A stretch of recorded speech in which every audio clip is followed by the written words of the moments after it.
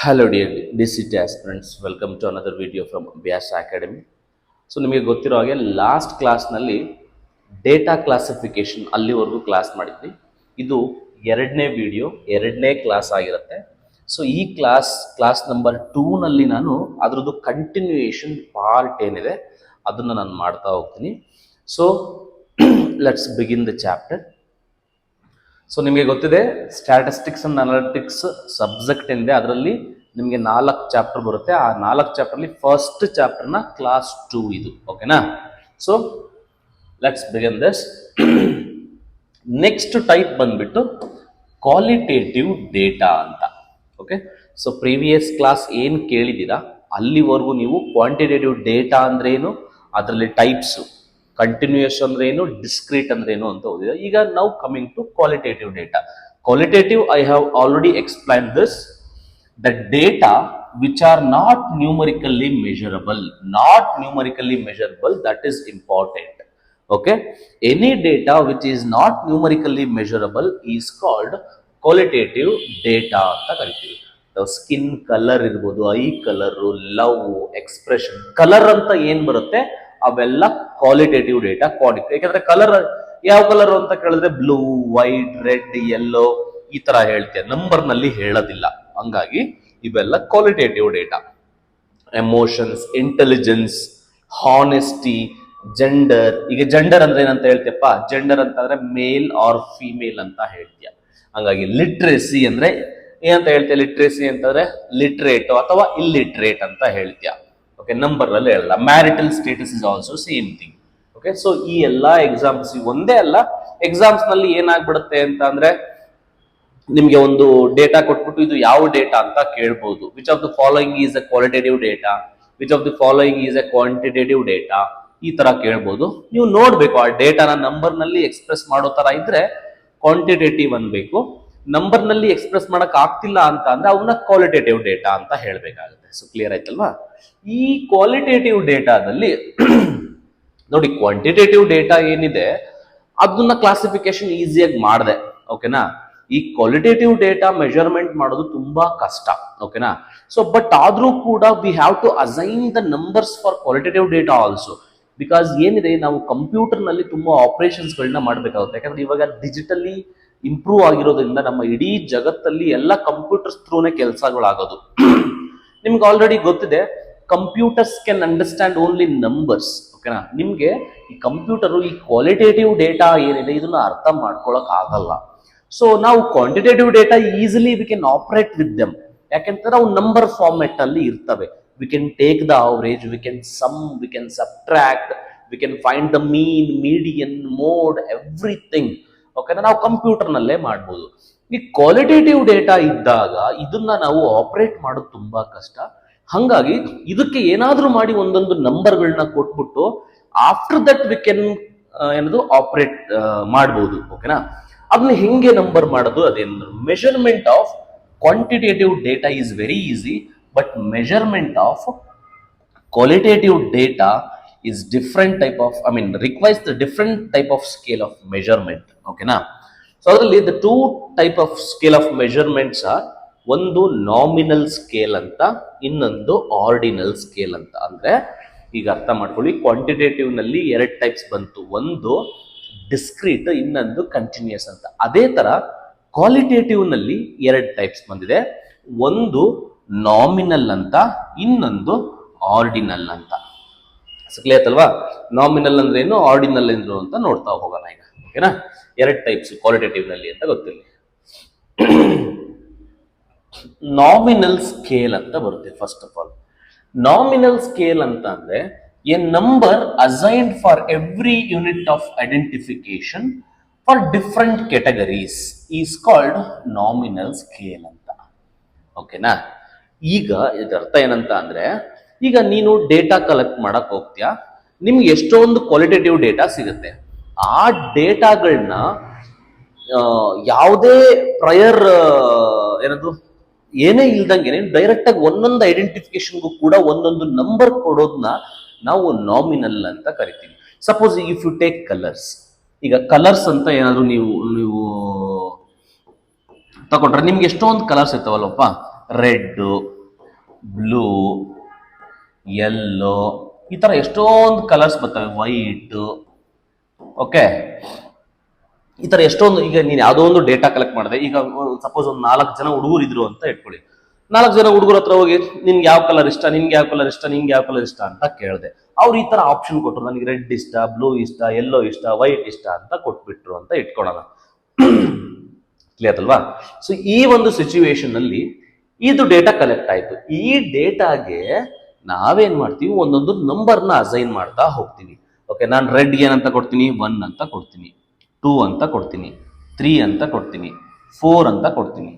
ಓಕೆನಾ? ಸೊ ಸುಮ್ಮನೆ ಒಂದು ನಂಬರ್ಗಳನ್ನ ಕೊಟ್ಕೊಂತ ಹೋಗ್ತೀನಿ. ಈಗ ಇಲ್ಲಿ ನಾನು ಎವ್ರಿ ಐಡೆಂಟಿಫಿಕೇಶನ್, ಇದು ಒಂದು ಡೇಟಾ, ಇದು ಒಂದು ಡೇಟಾ, ಇದು ಒಂದು ಡೇಟಾ, ಇದು ಒಂದು ಡೇಟಾ, ಎಲ್ಲಾ ಐಡೆಂಟಿಫಿಕೇಶನ್ಗೂ ಎಲ್ಲಾ ಡೇಟಾಗೂ ಒಂದೊಂದು ನಂಬರ್ ಅಸೈನ್ ಮಾಡಿದೆ. ಇದನ್ನ ನಾವು ನಾಮಿನಲ್ ಅಂತ ಕರಿತೀವಿ. ಬಟ್ ಇಲ್ಲಿ ಪ್ರಾಬ್ಲಮ್ ಏನಪ್ಪಾ ಅಂತ ಅಂದ್ರೆ, ಈ ನಂಬರ್ನ ಏನ್ ಅಸೈನ್ ಮಾಡಿದೆ ಯಾವ್ದನ್ನು ಯೋಚನೆ ಮಾಡಿ, ರೆಡ್ಗೆ ಯಾಕೆ ಸರ್ 1 ಕೊಟ್ರಿ ಅಂತ ಏನು ಯೋಚನೆ ಇಲ್ಲ. ಓಕೆನಾ? ಯು ಕ್ಯಾನ್ ಪುಟ್ ಬ್ಲೂನೇ ಫಸ್ಟ್ 1 ಅಂತ ಕೊಟ್ರು ಏನು ಸಮಸ್ಯೆ ಇಲ್ಲ. ಯಾವ್ದಕ್ಕೆ ಯಾವ ನಂಬರ್ನ ಬೇಕಾದ್ರೆ ಕೊಡ್ಬೋದು. ಓಕೆ, ನೀನ್ ರೆಡ್ಗೆ ಬ್ಲೂಗೆ 1 ಅಂತ ಕೊಟ್ಬಿಟ್ಟು, ಇದಕ್ಕೆ 3 ಅಂತ ಕೊಟ್ಬಿಟ್ಟು, ಇದಕ್ಕೆ 2 ಅಂತ ಕೊಟ್ಬಿಟ್ಟು, ಇದಕ್ಕೆ 4 ಅಂತ ಏನ್ ಬೇಕಾದ್ರೆ ಕೊಡ್ಬೋದು. ಅಂದ್ರೆ ಇಲ್ಲಿ ಯಾವುದೇ ಪೂರ್ವಾಪರ ಇಲ್ಲದೆ ನೀವು ಒಂದೊಂದು ಯೂನಿಟ್ಗೂ ಕೂಡ ಒಂದೊಂದು ನಂಬರ್ಗಳನ್ನ ಕೊಡ್ಬೇಕು. ಓಕೆನಾ? ಸೊ ಇದನ್ನ ನಾಮಿನಲ್ ಅಂತ ಕರಿತೀವಿ. ಅರ್ಥ ಆಗಲ್ವಾ? ಇಲ್ಲಿ ರೆಡ್ಗೆ ಯಾಕೆ 1 ಕೊಟ್ರಿ, ಬ್ಲೂಗೆ ಯಾಕೆ 1 ಕೊಟ್ರಿ, ಯೆಲ್ಲೋಗೆ ಯಾಕೆ 1 ಕೊಟ್ರಿ, ವೈಟ್ಗೆ ಯಾಕೆ 1 ಕೊಟ್ರಿ ಅಂತ ಕೇಳಂಗಿಲ್ಲ. ಎವ್ರಿ ಐಡೆಂಟಿಫಿಕೇಶನ್, ಅದಕ್ಕೆ ನೋಡಿ, ಎವ್ರಿ ಯೂನಿಟ್ ಫಾರ್ ಐಡೆಂಟಿಫಿಕೇಶನ್ ನೀವು ಒಂದೊಂದು ನಂಬರ್ನ ಅಸೈನ್ ಮಾಡಬೇಕು. ಅದನ್ನ ನಾಮಿನಲ್ ಅಂತ ಕರಿತೀವಿ. ಆರ್ಡಿನಲ್ಗೆ ಹೋದಾಗ ಹೇಳ್ತೀನಿ ಯಾಕೆ ಅಂತ. ನೋಡಿ, ಇದರ ಅರ್ಥ, ಈಗ ರೆಡ್ಗೆ ನಂಬರ್ 1 ಕೊಟ್ಟಿದ್ದೀನಿ ಅಲ್ವಾ, ಇಲ್ಲಿ ಇದೆಲ್ಲ ಇಲ್ಲ ಅಂತ ಅನ್ಕೊಳ್ಳಿ.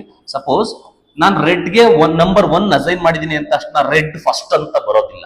ರೆಡ್ ಫಸ್ಟು, ಆಮೇಲೆ ಬ್ಲೂ ಸೆಕೆಂಡು, ಹಂಗ್ ಬರೋದಿಲ್ಲ. ಒಂದೊಂದು ನಂಬರ್ ಅಸೈನ್ ಮಾಡಿದೀನಿ ಅಷ್ಟೇ. ಓಕೆನಾ? For example, roll numbers assign to students of a college. ಈಗ ನೀವು ಕಾಲೇಜಲ್ಲಿ ಇದ್ದಾಗ ನಿಮ್ಗೆ ಒಂದೊಂದು ರೋಲ್ ನಂಬರ್ ಕೊಟ್ಟಿರ್ತಾರಲ್ವಾ. ಈಗ ರೋಲ್ ನಂಬರ್ 1 ಅಂದ ತಕ್ಷಣ ರೋಲ್ ನಂಬರ್ 1 ತಕ್ಷಣ ಅವನೇ ಫಸ್ಟ್ ಅಂತ ಹೇಳಕ್ಕಾಗತ್ತಾ? ಹಂಗಲ್ಲ, ಒಂದೊಂದು ರೋಲ್ ನಂಬರ್ ಕೊಟ್ಟಿರ್ತಾನೆ ಅಷ್ಟೇ. Roll number 1 does not imply that is a topper of the college ಅಲ್ವಾ? ಸೊ ಇದು ಒಂದೊಂದು number. Among the male population married assigned number 0 and unmarried assign 1 ಅಂತ. ಅಂದ್ರೆ ಮೇಲ್ ಮತ್ತೆ ಫೀಮೇಲ್. ಯಾಕಂದ್ರೆ ಕಂಪ್ಯೂಟರ್ ಅರ್ಥ ಮಾಡ್ಕೊಳ್ಳೋದು ನಾನು ನಿಮ್ಗೆ ಹೇಳಿದೀನಿ ಮುಂಚೆ, ನಂಬರ್ಸ್ ನ ಮಾತ್ರ ಅರ್ಥ ಮಾಡ್ಕೊಳ್ಳುತ್ತೆ. To do operations on computers ನಾವು ನಂಬರ್ಸ್ ಅಸೈನ್ ಮಾಡ್ಬೇಕಾಗತ್ತೆ. ನೋಡಿ, ಈಗ ಮ್ಯಾರಿಟಲ್ ಸ್ಟೇಟಸ್ ಆದ್ರೆ ಮ್ಯಾರಿಡ್ಗೆ 0 ಅಂತ ಕೊಟ್ಬಿಟ್ಟು ಅನ್ಮ್ಯಾರಿಡ್ಗೆ 1 ಅಂತ ಕೊಡ್ತಾ ಹೋಗ್ಬೋದು. ಓಕೆನಾ? ಸೊ ದಟ್ ನಮ್ಗೆ ಈಸಿ ಆಗುತ್ತೆ ಅಸೈನ್ ಮಾಡೋದು. ನೀವು ಆಮೇಲೆ ಕೇಳ್ಬಾರ್ದು, ಮ್ಯಾರಿಡ್ಗೆ 0 ಯಾಕೆ ಸರ್, ಮ್ಯಾರಿಡ್ಗೆ 1 ಕೊಡ್ತೀನಿ, ಅನ್ಮ್ಯಾರಿಡ್ಗೆ 0 ಅಂತ ಕೊಡ್ತೀನಿ, ಕೊಡ್ಬೋದು, ಏನ್ ಸಮಸ್ಯೆ ಏನಿಲ್ಲ. ಓಕೆ, ಬಟ್ ಏನಪ್ಪಾ ಅಂದ್ರೆ ಎವ್ರಿ ಯೂನಿಟ್ ಆಫ್ ಐಡೆಂಟಿಫಿಕೇಶನ್ ಕೂಡ ಒಂದೊಂದು ನಂಬರ್ ಅಸೈನ್ ಮಾಡಬೇಕು. ಓಕೆ, ಹಂಗಂತ ನಂಬರ್ 1 ಅಸೈನ್ ಮಾಡಿದೀನಿ ಅಂತ ಅವನೇ ಫಸ್ಟ್ ಅಂತ ಬರೋದಿಲ್ಲ. ಕ್ಲಿಯರ್ ಅಲ್ವಾ? ಇದು ಡಿಫ್ರೆನ್ಸ್. ನಾವೀಗ ಆರ್ಡಿನಲ್ ಹೋಗೋಣ. ಆರ್ಡಿನಲ್ ಅಲ್ಲಿ you come to know the difference. Ordinal scale ಅಂತ. ಆರ್ಡಿನಲ್ ಸ್ಕೇಲ್ ಅಂದ್ರೆ the numbers assign to the observation that can be arranged in ascending or descending order. Ascending or descending order ನಲ್ಲಿ ನಂಬರ್ನ assign ಮಾಡಿದ್ರೆ ಅದನ್ನ ನಾವೇನಂತ ಕರಿತೀವಿ ಅಂತ ಅಂದ್ರೆ ಆರ್ಡಿನಲ್ ಅಂತ ಕರಿತೀವಿ. ಇಲ್ಲಿ ನಂಬರ್ 1, ನಂಬರ್ 2, ನಂಬರ್ 3 ಅಂತ ಏನ್ ನಂಬರ್ಗಳನ್ನ ಕೊಡ್ತೀವಿ ಅದೆಲ್ಲ ಮ್ಯಾಟರ್ ಆಗುತ್ತೆ. ನಂಬರ್ 1 ಯಾರಿಗೆ ಕೊಡ್ಬೇಕು ಅನ್ನೋದು ಮ್ಯಾಟರ್ ಆಗುತ್ತೆ. ಬಟ್ ಪ್ರೀವಿಯಸ್ 1 ಅಲ್ಲಿ ಏನಿತ್ತು, ನಂಬರ್ 1 ಯಾರಿಗೆ ಕೊಡ್ಬೇಕು ಅಂತ ಏನ್ ಮ್ಯಾಟರ್ ಆಗ್ಲಿಲ್ಲ. ನಂಬರ್ 1 ಯಾರಿಗೆ ಬೇಕಾದ್ರೂ ಕೊಡ್ಬೋದಿತ್ತು. ಓಕೆ, ಇಲ್ಲಿ ನಂಬರ್ 1 ಕೊಡ್ಬೇಕನ್ನೋದು ಮ್ಯಾಟರ್ ಆಗುತ್ತೆ. ಇಲ್ಲ ನಂಬರ್ನ ಹೆಂಗ್ ಅಸೈನ್ ಮಾಡ್ಬೇಕಂದ್ರೆ ಅಸೆಂಡಿಂಗ್ ಆರ್ಡರ್ ಅಲ್ಲಿ ಅರೇಂಜ್ ಮಾಡ್ಬೇಕು, ಇಲ್ಲ ಅಂದ್ರೆ ಡಿಸೆಂಡಿಂಗ್ ಆರ್ಡರ್ ನಲ್ಲಿ ಅರೇಂಜ್ ಮಾಡ್ಬೇಕು. ಅರ್ಥ ಆಯ್ತಲ್ವಾ? ಎಕ್ಸಾಂಪಲ್ ಕೊಡ್ತಾ ಹೋಗ್ತು ನೋಡಿ. Ranks given to the students according to their dance performance. ಈಗ ಯಾರೋ 3 ಜನ ಇದ್ದಾರೆ ಅಂತ ಅಂದ್ಕೊಳಪ್ಪ. ಓಕೆನಾ? ರಾಮ, ಭೀಮ, ಸೋಮ ಅಂತ ನಂಬರ್ ಇದ್ದಾರೆ. ಓಕೆನಾ? 3 ಜನ ಇದ್ದಾರೆ. ಡ್ಯಾನ್ಸ್ ಪರ್ಫಾರ್ಮೆನ್ಸ್ ಇದೆ ಅಂತ ಅಂದ್ಕೊಳಪ್ಪ. ಈ ಡ್ಯಾನ್ಸ್ ಪರ್ಫಾರ್ಮೆನ್ಸ್ ನಲ್ಲಿ ಭೀಮ ಸಖತ್ತಾಗಿ ಮಾಡ್ದ, ಇವನ್ ಚೆನ್ನಾಗಿ ಮಾಡ್ದ. ಫಸ್ಟ್ ಸಖತ್ತಾಗಿ ಚೆನ್ನಾಗಿ ಮಾಡಿದ್ ಇವನು, ಅದಕ್ಕಿಂತ ಇವನ್ ಚೆನ್ನಾಗಿ ಮಾಡ್ದ. ಅದಕ್ಕಿಂತ ಸ್ವಲ್ಪ ಕಡಿಮೆ ಇವನ್ ಚೆನ್ನಾಗಿ ಮಾಡ್ಲಿಲ್ಲ ಅಷ್ಟೊಂದು. ಈಗ ಯಂಗ್ ನಂಬರ್ ಅಸೈನ್ ಮಾಡ್ತೀಯ, ರಾಮ ಭೀಮ ಸೋಮ. ಕಂಪ್ಯೂಟರ್ ಕೆ ನಾಟ್ ಅಂಡರ್ಸ್ಟ್ಯಾಂಡ್ ರಾಮ ಭೀಮ ಸೋಮ. ಅರ್ಥ ಮಾಡ್ಕೊಂಡು ನಂಬರ್ನ ಅರ್ಥ ಮಾಡ್ಕೊಳತ್ತೆ. ಈಗ have to assign numbers to these 3 names. Okay, ಈ ನೇಮ್ ನೋಡಿ, ನೇಮು ವರ್ಡ್ಸ್ ಇವೆಲ್ಲ ಯಾವ್ದಕ್ಕೆ ಬರ್ತಾವೆ ಅಂದ್ರೆ ಕ್ವಾಲಿಟೇಟಿವ್ ಡೇಟಾ. ಇವೆರಡು, ಈ 3 ಏನಿದಾವೆ ಇವು ಕ್ವಾಲಿಟೇಟಿವ್ ಡೇಟಾ. ಈಗ ನಾ ಅದಕ್ಕೆ ನಂಬರ್ ಅಸೈನ್ ಮಾಡ್ಬೇಕು. ಈಗ ಇವನು ಚೆನ್ನಾಗಿ ಮಾಡ್ದ, ಇವನ್ ಚೆನ್ನಾಗಿ ಮಾಡ್ದ, ಇವನು ಮಿಡ್ಲು, ಇವನು ಲಾಸ್ಟ್, ಇವನು ಚೆನ್ನಾಗೇ ಮಾಡ್ಲಿಲ್ಲ. ಈಗ ನಂಬರ್ ಹೆಂಗ್ ಅಸೈನ್ ಮಾಡ್ತೀಯಾ? ನಂಬರ್ ನೀನು ಅಲ್ಲಿ 1 2 3 ಅಂತ ರ್ಯಾಂಡಮ್ ಆಗಿ ಕೊಟ್ಕೊಂಡು ಹೋದೆ. ಓಕೆನಾ? ಇಲ್ಲ ಹಂಗ್ ಕೊಡಂಗಿಲ್ಲ. ಯಾರು ಚೆನ್ನಾಗಿ ಮಾಡಿದಾನೆ ಅವನಿಗೆ 1 ಅಂತ ಕೊಡ್ಬೇಕು. ಅಂದ್ರೆ ಇವನಿಗೆ 1 ಅಂತ ಕೊಡ್ತೀಯ. ಓಕೆನಾ? ಸೊ ಇವನಿಗೆ 2 ಅಂತ ಕೊಡ್ತೀಯ, ಇವನಿಗೆ 3 ಅಂತ ಕೊಡ್ತೀಯ. ಯಾಕೆ? ಈ ಭೀಮಾನನ್ನು ಚೆನ್ನಾಗಿ ಡ್ಯಾನ್ಸ್ ಮಾಡಿದ್ದಾನೆ, ರಾಮನನ್ ಅವನ್ಕಿಂತ ಚೂರು ಕಡಿಮೆ ಡ್ಯಾನ್ಸ್ ಮಾಡಿದ್ದಾನೆ. ಸೋಮಾನನ್ ಚೆನ್ನಾಗಿ ಡ್ಯಾನ್ಸೇ ಮಾಡಿಲ್ಲ. ಡ್ಯಾನ್ಸ್ ಅಂದ್ರೆ ಸುಮ್ಮನೆ ನಿಂತ್ಕೊಂಡಿದ್ದಾನೆ ಅಷ್ಟೇ. ಅವ್ನು ಯಾವ್ದೋ ಒಂದು ಕಾಲೇಜ್ ಫಂಕ್ಷನ್ ಡ್ಯಾನ್ಸ್ ಇತ್ತು. ಓಕೆ, ಸುಮ್ಮನೆ ನಿಂತ್ಕೊಂಡ್ಬರೋದು ಅಷ್ಟೇ. ಓಕೆ, ಹಿಂಗ್ ಕೈ ಎಲ್ಲ ಹಿಂಗ ಕೈ ಎತ್ತಾನೆ, ಮತ್ತೆ ಹಿಂಗಂತಾನೆ, ಹಿಂಗ ಕೈ ಎತ್ತಾನೆ, ಹಿಂಗಂತಾನೆ, ಇದೇ ಡ್ಯಾನ್ಸ್. ಓಕೆನಾ? ಈ ತರ ಡ್ಯಾನ್ಸ್ ಮಾಡಿದ್ದಾನೆ ಶಿಷ್ಯ. ಯಾರು? ಸೋಮಶೇಖರ. ಓಕೆ, ಬೇಜಾರು ಮಾಡ್ಕೋಬೇಡ, ನಿಮ್ಮಲ್ಲಿ ಯಾರಾದ್ರೂ ಸೋಮಶೇಖರ ಇದ್ರೆ. ಓಕೆ, ಈ ತರ ಅಸೈನ್ ಅಂದ್ರೆ ನಾನು I have assign the numbers to these 3 names according to their performance. ಓಕೆನಾ? ಇವನ್ ರ್ಯಾಂಕ್ 1 ಅಸೈನ್ ಮಾಡಿದೀನಿ ಅಂತಂದ್ರೆ ಇವನ್ ಚೆನ್ನಾಗಿ ಪರ್ಫಾರ್ಮ್ ಮಾಡಿದ್ದಾನೆ. ರ್ಯಾಂಕ್ 2 ಅಂತ ಅಂದ್ರೆ ಇವನು ಚೆನ್ನಾಗಿ ಮಾಡಿದ್ದಾನೆ. ರ್ಯಾಂಕ್ 3 ಅಂತಂದ್ರೆ ಇವನು ಚೆನ್ನಾಗಿ ಮಾಡಿಲ್ಲ ಅಂತ ಅಂದ್ರೆ ಅಸೆಂಡಿಂಗ್ ಆರ್ಡರ್ ನಲ್ಲಿ ಕೊಡ್ಕೊಂಡು ಹೋಗ್ತಾ ಇದ್ದೀನಿ. ಓಕೆ, ಇದು ನಿಮ್ಗೆ ಅರ್ಥ ಆಯ್ತು ಅನ್ಸುತ್ತೆ. ಈಗ ಬಟ್ ಇದನ್ನೇನೆ ನಾನು ನಾಮಿನಲ್ ಅಲ್ಲಿ ಮಾಡ್ಬೇಕಂತ ಅಂದ್ರೆ ಯಾರಿಗ್ ಬೇಕಾದ್ರೆ 1 2 3 ಕೊಡ್ಬೋದಿತ್ತು. ಇವನ್ಗೆ 1 ಅಂತ ಕೊಡ್ಬೋದಿತ್ತು, ಇವನ್ಗೆ 2 ಅಂತ ಕೊಟ್ಬಿಟ್ಟು ಇವನ್ಗೆ 3, ಅಥವಾ ಇವನ್ಗೆ 1 ಇವನ್ಗೆ 3 ಇವನ್ಗೆ 2 ಕೊಡ್ಬೋದಿತ್ತು. ಎಲ್ಲಿ? ನಾಮಿನಲ್ ಅಲ್ಲಿ. ಆರ್ಡಿನಲ್ ಅಲ್ಲಿ ಮಾಡ್ಬೇಕಾದ್ರೆ ಪರ್ಫಾರ್ಮೆನ್ಸ್ ನ ಇಟ್ಕೊಂಡು ಅಸೆಂಡಿಂಗ್ ಅಲ್ಲಿ ಅಥವಾ ಡಿಸೆಂಡಿಂಗ್ ಅಲ್ಲಿ ಕೊಡ್ಬೇಕಾಗತ್ತೆ. So I hope you can understand this. Okay, ಅದೇ ತರ ರ್ಯಾಂಕ್ಸು ಅಷ್ಟೇ. ರ್ಯಾಂಕ್ಸ್ ಈಗ ನಿಮ್ DCT ರ್ಯಾಂಕು ಅಷ್ಟೇ, ನಿಮ್ಮ ಪರ್ಫಾರ್ಮೆನ್ಸ್ ಮೇಲೆ ಕೊಡ್ತಾರೆ ನಿಂಗೆ ರ್ಯಾಂಕ್. ರ್ಯಾಂಕ್ 1 ಅಂತ ಅನ್ನೋನು ಚೆನ್ನಾಗಿ ಪರ್ಫಾರ್ಮ್ ಮಾಡಿದಾನೆ ಅಂತ, ರ್ಯಾಂಕ್ 2 ಅನ್ನೋನು ಚೆನ್ನಾಗಿ ಅದಕ್ಕಿಂತ ಸ್ವಲ್ಪ ಕಡಿಮೆ ಪರ್ಫಾರ್ಮ್ ಮಾಡಿದಾನೆ ಅಂತ. ಆ ತರ ಲಾಸ್ಟ್ ರ್ಯಾಂಕ್ ಇದ್ನಲ್ಲ ಅವನು ಏನು ಮಾಡೇ ಇಲ್ಲ ಅಂತ ಅರ್ಥ. Okay, so in a shop there are 3 varieties of rice assigned 1 2 3 ಅಂತ. ಈಗ ಒಂದು ಶಾಪ್ ಇದೆ, ಒಂದು ಶಾಪ್ ಅಲ್ಲಿ 3 ಚೀಲಲ್ಲಿ ಇಟ್ಟಿರ್ತಾರೆ. ನಂಬರ್ 1 2 3 ಅಂತ ಯಾವ್ದೋ ಒಂದು ಬೇಸಿಸ್ ಮೇಲೆ ಇಟ್ಟಿರ್ತಾನೆ. ನಂಬರ್ 1 ಅಂತಂದ್ರೆ ಅದಕ್ಕೆ ರೇಟ್ ಜಾಸ್ತಿ. ಓಕೆ, ನಂಬರ್ 2 ಅಂತಂದ್ರೆ ಅದಕ್ಕಿಂತ ಸ್ವಲ್ಪ ಕಡಿಮೆ, ನಂಬರ್ 3 ಅಂತಂದ್ರೆ ಅದಕ್ಕಿಂತ ಸ್ವಲ್ಪ ಗಾಂಧಿ ಕ್ಲಾಸ್ ಅಂತ. ಓಕೆನಾ? ಕಡಿಮೆ ರೇಟು ಅಂತ. ಹಿಂಗೆ ಕಡಿಮೆ ಕಡಿಮೆ ಕಡಿಮೆ ಆಗ್ತಾ ಇರುತ್ತೆ. ಆ ತರ ಅಕಾರ್ಡಿಂಗ್ ಟು ದೇರ್ ಕ್ವಾಲಿಟಿ ಮೇಲೆ ಹೋಗುತ್ತೆ. ಅಂದ್ರೆ 1 ಕೊಟ್ಟಿದ್ದಾನೆ ಅಂತಂದ್ರೆ ಇದು ಸೂಪರ್ ಕ್ವಾಲಿಟಿ, ಇದು ಸ್ವಲ್ಪ ಕಡಿಮೆ ಕ್ವಾಲಿಟಿ, ಇದು ಅದಕ್ಕಿಂತ ಕಡಿಮೆ ಕ್ವಾಲಿಟಿ ಅಂತ. ನೋಡಿ, ratings given to the service providers. ನೀವು ಈಗ ಗೂಗಲ್ ರೇಟಿಂಗ್ಸ್ ಅಂತ ಮಾತಾಡಿದಿರಾ. ನೀವು ಕೂಡ ನಮ್ಮ ಅಭ್ಯಾಸ ಅಕಾಡೆಮಿ ಅಂತ ಗೂಗಲ್ ಅಲ್ಲಿ ಸರ್ಚ್ ಮಾಡಿ ನೀವು ಕೂಡ ರೇಟಿಂಗ್ಸ್ ಕೊಡ್ಬೋದು. ಎಲ್ಲರೂ 5 ಸ್ಟಾರ್ ರೇಟಿಂಗ್ಸ್ ಕೊಡಿ. ಓಕೆನಾ? ನೋಡಿ, ಅದರಲ್ಲಿ ರೇಟಿಂಗ್ಸ್ ಅಲ್ಲೂ ಕೂಡ ಅದು ಕೂಡ ಆರ್ಡಿನಲ್ ಸ್ಕೇಲು. ಯಾಕೆ ಅಂತ ಕೇಳ್ತೀನಿ ನೋಡಿ. ರೇಟಿಂಗ್ಸ್ ನಲ್ಲಿ ನೀವು 5 ಸ್ಟಾರ್ ಕೊಟ್ಟಿದ್ದೀರಾ ಅಂತ ಅಂದ್ರೆ ಅದರರ್ಥ ಸರ್ವಿಸ್ ಚೆನ್ನಾಗಿ ಪ್ರೊವೈಡ್ ಮಾಡಿದ್ದಾರೆ ಅಂತ. ಸೊ 4 ಸ್ಟಾರ್ ಕೊಟ್ಟಿದ್ದಾರೆ ಅಂತಂದ್ರೆ ಓಕೆ, ಅದಕ್ಕಿಂತ ಚೂರು ಕಡಿಮೆ ಅಂತ. ಈಗ 1 ಸ್ಟಾರ್ ಕೊಟ್ಟಿದ್ದಾನೆ ಅಂತಂದ್ರೆ ನೀವು ಚೆನ್ನಾಗಿ ಮಾಡೇ ಇಲ್ಲ, ಸರ್ವಿಸ್ ಪ್ರೊವೈಡರ್ ಚೆನ್ನಾಗಿಲ್ಲ ಅಂತ ಹೇಳ್ದಂಗೆ. ಓಕೆನಾ? ಅಂದ್ರೆ ಅದು ಕೂಡ ಅಸೆಂಡಿಂಗ್ ಆರ್ಡರ್ ಡಿಸೆಂಡಿಂಗ್ ಆರ್ಡರ್ ತರನೇ ಅಲ್ವಾ? ಅಂದ್ರೆ ಇದನ್ನ ಅರ್ಥ ಮಾಡ್ಕೋಬೇಕು. ಅಂದ್ರೆ ಇಲ್ಲ ಅಸೆಂಡಿಂಗ್ ಇರ್ಬೇಕು, ಇಲ್ಲ ಡಿಸೆಂಡಿಂಗ್ ಇರ್ಬೇಕು. ಆ ತರ ನಾವು ಪರ್ಫಾರ್ಮೆನ್ಸ್ ಮೇಲೆ ಸರ್ವಿಸ್ ಪ್ರೊವೈಡ್ ಇದೆಯಲ್ಲ, ಇದ್ರ ಮೇಲೆ ನಾವು ಏನಾದ್ರೂ ನಂಬರ್ನ ಅಸೈನ್ ಮಾಡೋ ತರ ಇತ್ತು ಅಂದ್ರೆ ಅದನ್ನ ನಾವು ಆರ್ಡಿನಲ್ ಸ್ಕೇಲ್ ಅಂತ ಕರಿತೀವಿ. ಸೊ ಕ್ಲಿಯರ್ ಆಯ್ತು ಅಂತ. ಆರ್ಡಿನಲ್ ಅಂತ ಅಂದ್ರೆ ಅಸೆಂಡಿಂಗ್ ಆರ್ ಡಿಸೆಂಡಿಂಗ್ ಅಲ್ಲಿ ಅಸೈನ್ ಮಾಡಬೇಕು. ನಾಮಿನಲ್ ಅಂತ ಅಂದ್ರೆ ಎವ್ರಿ ಯೂನಿಟ್ ಆಫ್ ಐಡೆಂಟಿಫಿಕೇಶನ್ಗೂ ಒಂದೊಂದು ನಂಬರ್ನ ರ್ಯಾಂಡಮ್ ಆಗಿ ಅಸೈನ್ ಮಾಡೋದು ನಾಮಿನಲ್ಲು. ಅಸೆಂಡಿಂಗ್ ಅಥವಾ ಡಿಸೆಂಡಿಂಗ್ ಆರ್ಡರ್ ನಲ್ಲಿ ಮಾಡೋದು ordinal. So I hope it is clear. So ಈಗ ಒಂದೆರಡು ಎಕ್ಸಾಂಪಲ್ಗಳನ್ನ ಇಲ್ಲಿ ತಗೊಂಡಿದ್ದೀನಿ. ಸೊ ನಿಮಗೂ ಅರ್ಥ ಆಗತ್ತೆ ಯಾವ್ಯಾವ ತರ ಅಂತ. ಕ್ವಾಲಿಟೇಟಿವ್ ಡೇಟಾ ಮತ್ತೆ ಕ್ವಾಂಟಿಟೇಟಿವ್ ಡೇಟಾಗಳಿಗೆ ನಾನು ಎಕ್ಸಾಂಪಲ್ಸ್ಗಳನ್ನ ಇಲ್ಲಿ ತಗೊಂಡಿದ್ದೀನಿ. ಅದನ್ನ ಸುಮ್ಮನೆ ನೋಡ್ಕೊಳ್ಳಿ, ನಿಮ್ಗೆ ಅರ್ಥ ಆಗುತ್ತೆ ಯಾವ್ಯಾವ ಎಕ್ಸಾಂಪಲ್ಸ್ ಕ್ವಾಲಿಟೇಟಿವ್ ಬರುತ್ತೆ, ಯಾವ್ದಾವ್ದು ಎಕ್ಸಾಂಪಲ್ ಕ್ವಾಂಟಿಟೇಟಿವ್ ಬರುತ್ತೆ ಅಂತ ನಿಮಗೆ ಗೊತ್ತಾಗ್ತಾ ಹೋಗುತ್ತೆ. ನೋಡಿ, ಫಸ್ಟ್ ಕ್ವಾಲಿಟೇಟಿವ್ ಡೇಟಾ ನೋಡ್ತೀನಿ. ಜೆಂಡರ್ ಅಂತ ಅಂದ್ರೆ ಏನು? ಮೇಲ್ ಮತ್ತೆ ಫಿಮೇಲ್ ಅಂತ ಹೇಳ್ತೀವಿ. ನಂಬರ್ ಹೇಳಿಲ್ಲ ಇಲ್ಲಿ, ಮೇಲ್ ಫಿಮೇಲ್. ಐ ಕಲರ್ ಅಂತ ಅಂದ್ರೆ ಬ್ಲ್ಯಾಕ್ ಅಥವಾ ಬ್ರೌನ್ ಅಂತ ಹೇಳ್ತೀವಿ. Result pass fail. ನೋಡು, result is a qualitative data, ನೆನಪಿರ್ಲಿ.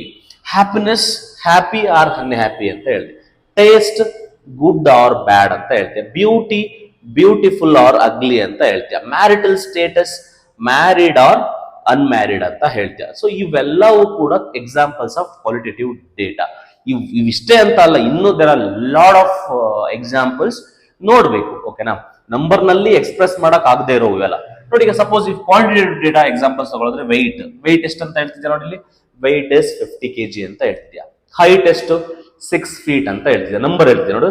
Age ಎಷ್ಟು 12 years 15 years ಏನ್ ಬೇಕಾದ್ರೆ ಹೇಳ್ಬೋದು. ಟೆಂಪರೇಚರ್ 20 degree Celsius ಅಂತ ಹೇಳ್ತಿದ್ಯಾ. ಸೈಜ್ 4 ಇಂಚು ಅಂತ ಹೇಳ್ತಿದ್ಯಾ. ಸ್ಪೀಡ್ 10 km/h ಅಂತ ಹೇಳ್ತಿದ್ಯಾ. ನಂಬರ್ ಆಫ್ ಸ್ಟೂಡೆಂಟ್ಸ್ 15 ಅಂತ ಹೇಳ್ತಿದ್ಯಾ. ಇಲ್ಲೆಲ್ಲ ಏನ್ ಹೇಳ್ತಾ ಇದ್ದೀಯಾ, ಇವೆಲ್ಲ ಏನಿದಾವೆ ಅಲ್ಲಿ ನಂಬರ್ಗಳು ತಾನೇ ಇರೋದಲ್ಲಿ.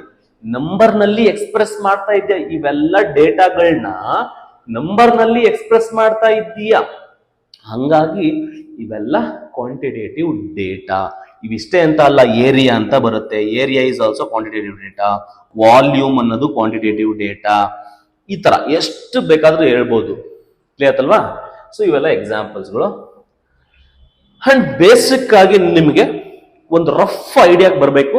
ಈಗ ಡೇಟಾ ಟೈಪ್ಸ್ ಅಲ್ಲಿ ಒಂದು ಟೈಪ್ಸ್ ಆಫ್ ಡೇಟಾದಲ್ಲಿ ನಿಮಗೆ 2 ಕ್ಯಾಟಗರಿ, ಒಂದು ಕ್ವಾಲಿಟೇಟಿವ್, ಇನ್ನೊಂದು quantitative data.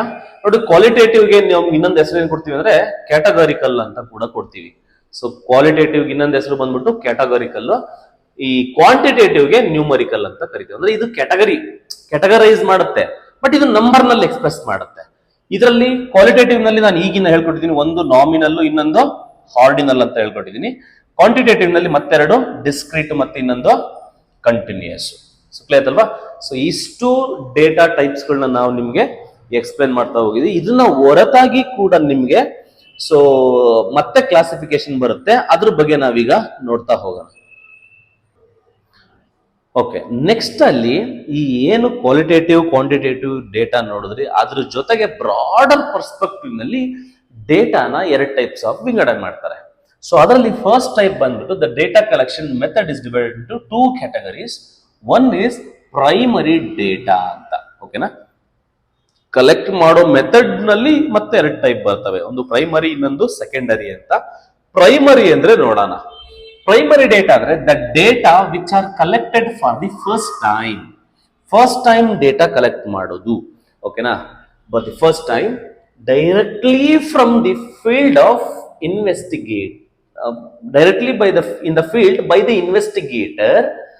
investigator is called the primary data. ಇಲ್ಲಿ ಏನಾಗುತ್ತೆ ಅಂತ ಅಂದ್ರೆ, ಸ್ವತಃ ಇನ್ವೆಸ್ಟಿಗೇಟರ್ ಇರ್ತಾರಲ್ಲ, ಇವನು ಹೋಗ್ಬಿಟ್ಟು ಡೈರೆಕ್ಟ್ ರೆಸ್ಪಾಂಡೆಂಟ್ ಹತ್ರನೇ ಹೋಗ್ಬಿಟ್ಟು ಇನ್ಫಾರ್ಮೇಶನ್ ಕಲೆಕ್ಟ್ ಮಾಡೋದ್ರೆ ಅಲ್ಲಿ ಅದನ್ನ ಡೈರೆಕ್ಟ್ ಡೇಟಾ ಅಂತ ಕರೀತಾರೆ.